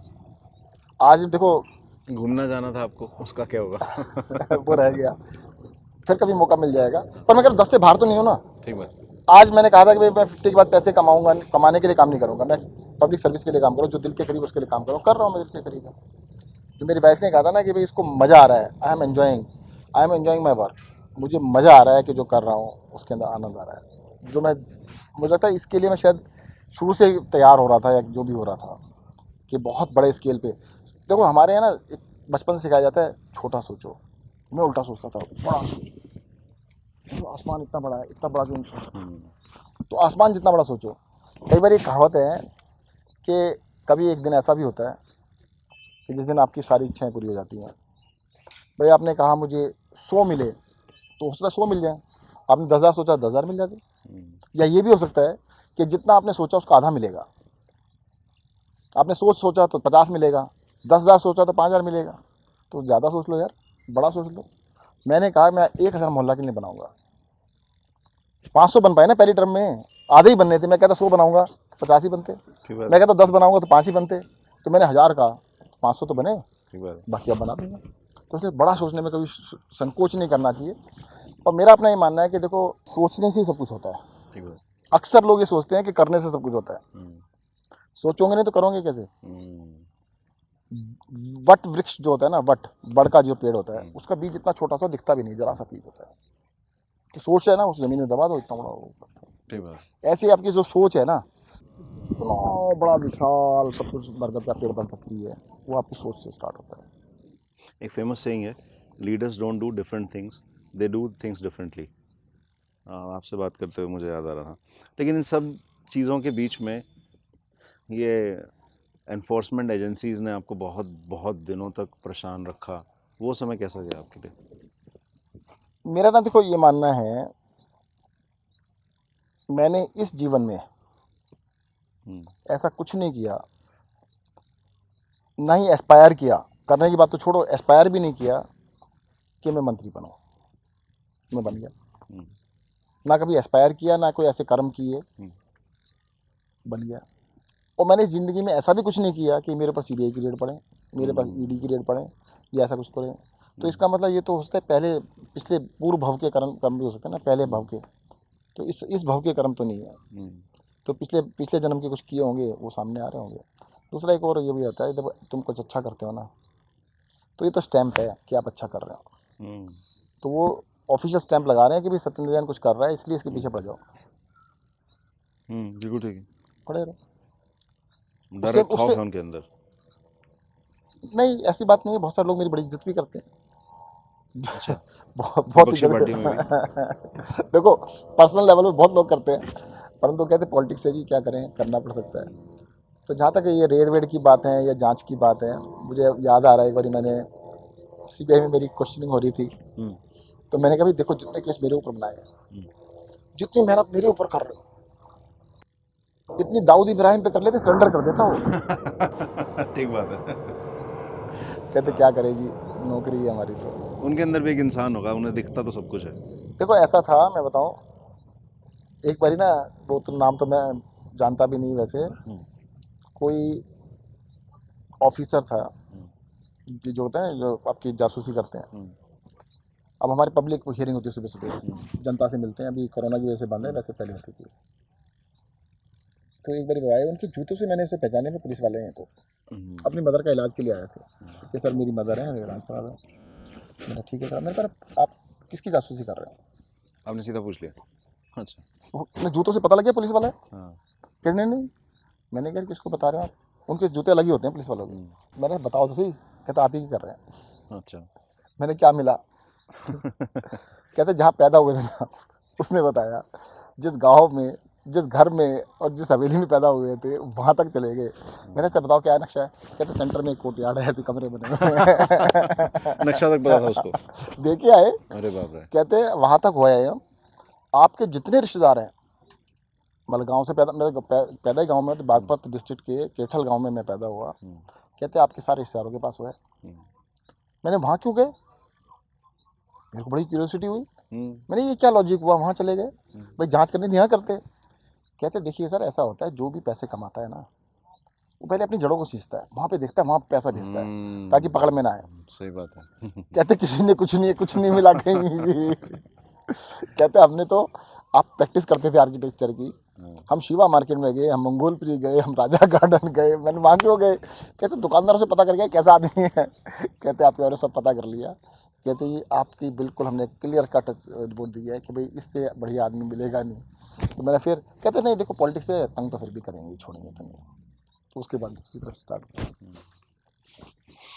बहुत मुश्किलों भरा भी है सफ़र, लेकिन आप किस तरह से एंजॉय करते हैं। मैं दिन से शाम तक आपको देखता हूँ कि किस तरह से आप अपने काम को एंजॉय करते हैं। एक इंस्पिरेशन है हम सब के लिए भी, और मतलब चौंकाने वाला भी है कि कैसे कोई व्यक्ति 16 घंटे 17 घंटे तो आम बात है, कई बार तो उससे भी ज़्यादा काम कर सकता है। और इलेक्शन कैंपेन्स में भी आप सरकार का काम करते रहते थे साथ साथ। ऐसा नहीं था कि अब तो इलेक्शन जाना है आप सरकार का काम छोड़ दें, तब भी आप सरकार का काम करते रहते थे। एक एक फाइल को आप तब भी चेस करते थे। ये कुछ चमत्कार से कम नहीं है। और इंस्पिरेशन यही है, और हमारा पूरा एंडेवर यही है कि लोगों तक ये मैसेज पहुँचे, और लोगों के साथ साथ हमारे पार्टी के कार्यकर्ताओं तक ये मैसेज पहुँचे कि यदि इस पार्टी में आपको आगे बढ़ना है तो इस दर्जे की मेहनत करनी मुझे लगा पड़ेगी। पहले तो इसमें करेक्शन कर लेनी चाहिए, अपने आप को आगे बढ़ने वाला पॉइंट होना नहीं चाहिए। ठीक बात। अगर आपको आगे बढ़ना है, क्वेश्चन ही गलत है। क्या बात। अगर आपको किसी के लिए कुछ करना है, समाज के लिए कुछ करना है, जनता के लिए कुछ करना है, तो आगे बढ़ो। इस पार्टी में पद नहीं है, काम है। अरविंद जी साफ साफ कहते हैं भी कोई पद वद नहीं है, ये काम है, ये काम करो तुम। काम करने से तुम्हारा कुछ होगा, जो करना है काम करो। तो जिसने भी जनता के लिए पब्लिक सर्विस में आना है, जनता की सेवा करनी है, तो आम आदमी पार्टी। अपना कैरियर बनाना है तो कैरियर बनाने वाली तो बहुत सारी पार्टियाँ हैं, बहुत सारे वो जो है ना अलग अलग कॉर्पोरेट वर्ल्ड हैं, अलग अलग पार्टियाँ हैं, वहाँ जा सकते हैं कैरियर बनाने के लिए। आपके साथ मुझे लगता है कि इस सीरीज़ में हमें कम से कम और कुछ एपिसोड शुरू शूट करने पड़ेंगे। आज के एपिसोड में मैं एक चीज़ बताऊँ, छोटा सा किस्सा हाँ जी, बताता हूँ। प्लीज़। जैसे आपने सीबीआई वाली बात चालू करी ना, हाँ। जब सीबीआई के मेरे पास मेरे ऊपर केस स्टार्ट हुए ना, तो ये बहुत चल रहा था कि सचिन जैन को कल अरेस्ट किया जाएगा, ये परसों अरेस्ट किया जाएगा। अब अरेस्ट किया जाएगा तो लोग तैयारी क्या करते हैं? क्या करता है? लोग वकील के पास जाते हैं, वकील को बुलाते हैं, उससे बात करते हैं, मीटिंगें करते हैं। मैंने तैयारी क्या की थी, हमारे तिहाड़ जेल मेरे अंडर आती है, तो डायरेक्टर जनरल जो तिहाड़ जेल के थे उनको बुलाया, मिस्टर यादव थे। मैंने कहा जी आओ जी आओ। मैंने उनसे पूछा भाई ये बताओ तिहाड़ के अंदर फ्रूट मिलता है? कह दिया वो। कहता हाँ जी। क्या क्या हुआ सर? मैंने फिर बताओ मिलता है नहीं मिलता है? कहते यस सर। मैंने देखो ऐसा था, जब मैं पहले तिहाड़ में गया था 2 दिन के लिए गया था, 2 दिन तो मैं भूखा रह लिया था। मैं मतलब अन्न नहीं खाता जब तक मैं मंदिर नहीं जाता, मेरा नियम है। तो मैंने फ्रूट खा लेता हूँ। कह रहे उन 2 दिन मेरे को फ्रूट भी नहीं मिला था, मैं 2 दिन पानी पे रह लिया, मुझे कोई दिक्कत नहीं थी। मैंने हो सकता लंबा रहना पड़े, 2-4-6 महीने रहना पड़े, फ्रूट मिल गया तो मैं ज़िंदा रह लूँगा, कोई बात नहीं है। मैंने फ्रूट मिलता है? कहते हाँ जी मिल जाता है। दूसरा मैंने कहा भाई अगर मैं तिहाड़ में आता हूँ, एक छोटा सा कमरा मिल जाएगा, एक पेंसिल या पेन और एक कॉपी, बस मेरी यही डिमांड है और कुछ नहीं चाहिए। वो बेचारा खड़ा हो गया, कहता है सर ये क्या कह रहे हो? मैंने कहा भाई तैयारी कर रहा हूँ ना, आने वाले समय की, हो सकता है 2-4-6 महीने, साल 2 साल रहना पड़े। देखो महात्मा गांधी रहे, अब महात्मा गांधी ने ऐसे कर्म थोड़ा किए थे, इतने साल जेल में रहे। सही बात। भाई जवाहरलाल नेहरू रहे, महात्मा गांधी रहे, जितने भी हमारे बड़े बड़े नेता थे, सरदार वल्लभ भाई पटेल रहे, सब रहे। तो मैंने कहा भाई मैंने तो ऐसे कर्म, और तो और भगवान श्री कृष्ण का तो जन्म ही जेल में हुआ था। अगर मैंने ऐसे कोई कर्म किए हों जिसकी वजह से जेल जाना पड़े, तब तो मुझे शर्म आए, तब मैं कहूँ कि कुछ गलत किया है। मैंने ऐसे कोई कर्म ही नहीं किए, तो मैं अपनी तैयारी ये कर रहा था, मैं ठीक ठाक अपना वहाँ पे। मैंने कहा और कोई डिमांड नहीं है, मुझे कुछ नहीं चाहिए, मेरे को कोई बेड नहीं चाहिए, मैं ज़मीन पे सो जाऊँगा, मुझे लिखने के लिए ज़रूर चाहिए। हाँ एक टाइम में एक किताब भी चाहिए, मतलब एक किताब, एक कॉपी, एक पेन या पेंसिल और एक खाने के लिए फ्रूट, बस मेरी कोई डिमांड नहीं। मैंने ये तैयारी की थी कि भाई अंदर जाके रहना पड़े। तो बड़े उनको आश्चर्य हो रहा था कि भाई लोग तो वकीलों से बात करते हैं, जुगाड़ लगाते हैं, अप्रोच लगाते हैं, मैं अपना दूसरा तैयारी कर रहा था। क्या बात है कि भाई अगर ऐसा मौका है तो ठीक है। मैंने अपने घर पे भी, देखो मेरे को तो काफ़ी स्टेबल था, पर मेरे बच्चों के लिए बड़ा थोड़ा सा मुश्किल रहा। ट्रॉमेटिक हो जाता है। जैसे एक आरोप लगा था वो 2 करोड़ वाला, कपिल मिश्रा ने 2 करोड़ का आरोप लगाया, तो मेरी बेटी का नाम स्कूल में रख दिया 2 करोड़, तो बच्चे टोंट मारते 2 करोड़। और उसने लिखित में माफ़ी मांगी बाद में कि ये पॉलिटिकली मोटिवेटेड था, मैंने झूठा आरोप लगाया था। कपिल मिश्रा ने माफ़ी मांगी। तो अब देखो इस तरह के आरोप लग के उन पर जांच चल रही है, ये चल रहा है वो चल रहा है, तो थोड़ा सा होता क्या है कि ठीक है पॉलिटिक्स है, मैं पॉलिटिक्स में आ गया, यहाँ तक रख सीमित, परिवार वगैरह को घसीटना ठीक नहीं तो है। नहीं था। बहुत बढ़िया। और पूरी रात भी बात करें तो चर्चाएं चलती जाएंगी और बहुत सारी चीज़ें आप कर रहे हैं। इलेक्शंस नज़दीक हैं, एमसीडी के इलेक्शंस भी नज़दीक हैं और स्टेट्स के भी इलेक्शन नज़दीक हैं, तो एक ये मैसेज ज़रूर पहुंचना चाहिए कि किस किस्म के लीडर्स, किस किस्म के व्यक्ति आम आदमी पार्टी को सींच रहे हैं। और जिस तरह से आपने कहा कि अरविंद जी काम देते हैं, जिम्मेदारी देते हैं, पद की बात वहाँ नहीं चलती। तो जो व्यक्ति जितना डिज़र्व करता है उससे ज़्यादा डिलीवर कर रहा है अपनी कमिटमेंट से। देखो मैं बताऊँ, अरविंद जी ना एक बहुत टफ हेडमास्टर भी हैं और एक बहुत बढ़िया जोहरी भी हैं। तो वो देख लेते हैं कि कौन क्या कर सकता है क्या नहीं कर सकता है, उसको पूरा सपोर्ट भी करते हैं हर तरीके से, पीछे नहीं हटते। मतलब ये उनकी खासियत है कि ऐसा नहीं है कि वो पीछे हट जाएं, वरना तो कोई होता तो मान लो मेरे पास जैसे झूठे आरोप लगे तो कहते भाई मैं क्यों कहते बुराई लो। सही बात। तो उन्होंने पहले बुला के खुद समझा सारा कुछ, उनको पहले भी बता रखा था मेरे पास कुछ नहीं है, उनको सब कुछ पता था, सब कुछ दिखाया उनको। कहते जब उनको विश्वास हो गया कहते कुछ नहीं, मैं आपके साथ खड़ा हूँ। तो ही इज़ मतलब बहुत अच्छे जौहरी हैं, बहुत टफ टास्क मास्टर है। काम काम और काम के बारे में कोई कंप्रोमाइज़ नहीं। और एक चीज़ बता देता हूँ, देखो देश में अकेला मुख्यमंत्री है जिन्होंने एक भी मंत्रालय नहीं रखा अपने पास, क्योंकि उनको अपने कैबिनेट में फेथ भी है और वो सबको मॉनिटर भी कर। अगर अपने पास ही मंत्रालय हो तो मॉनिटर कौन करेगा? नहीं, फिर आप फाइलें पढ़ते रहोगे। हाँ वो कहते हैं नहीं, सबको 6 मंत्री हैं, 6 के 6 का काम वो अलग अलग अलग अलग अलग अलग रिव्यू करते रहते हैं। बहुत बढ़िया। और बहुत शुभकामनाएं हैं कि आप प्रधानमंत्री के सलाहकार जरूर बने। हम सब उस दिन की वेट कर रहे हैं। बहुत समय निकाला आपने, बहुत शुक्रिया। Thank you. और बड़ी प्यारी लोकेशन है आपकी, बनाई हुई लोकेशन। बहुत शुक्रिया जी सबका आपका।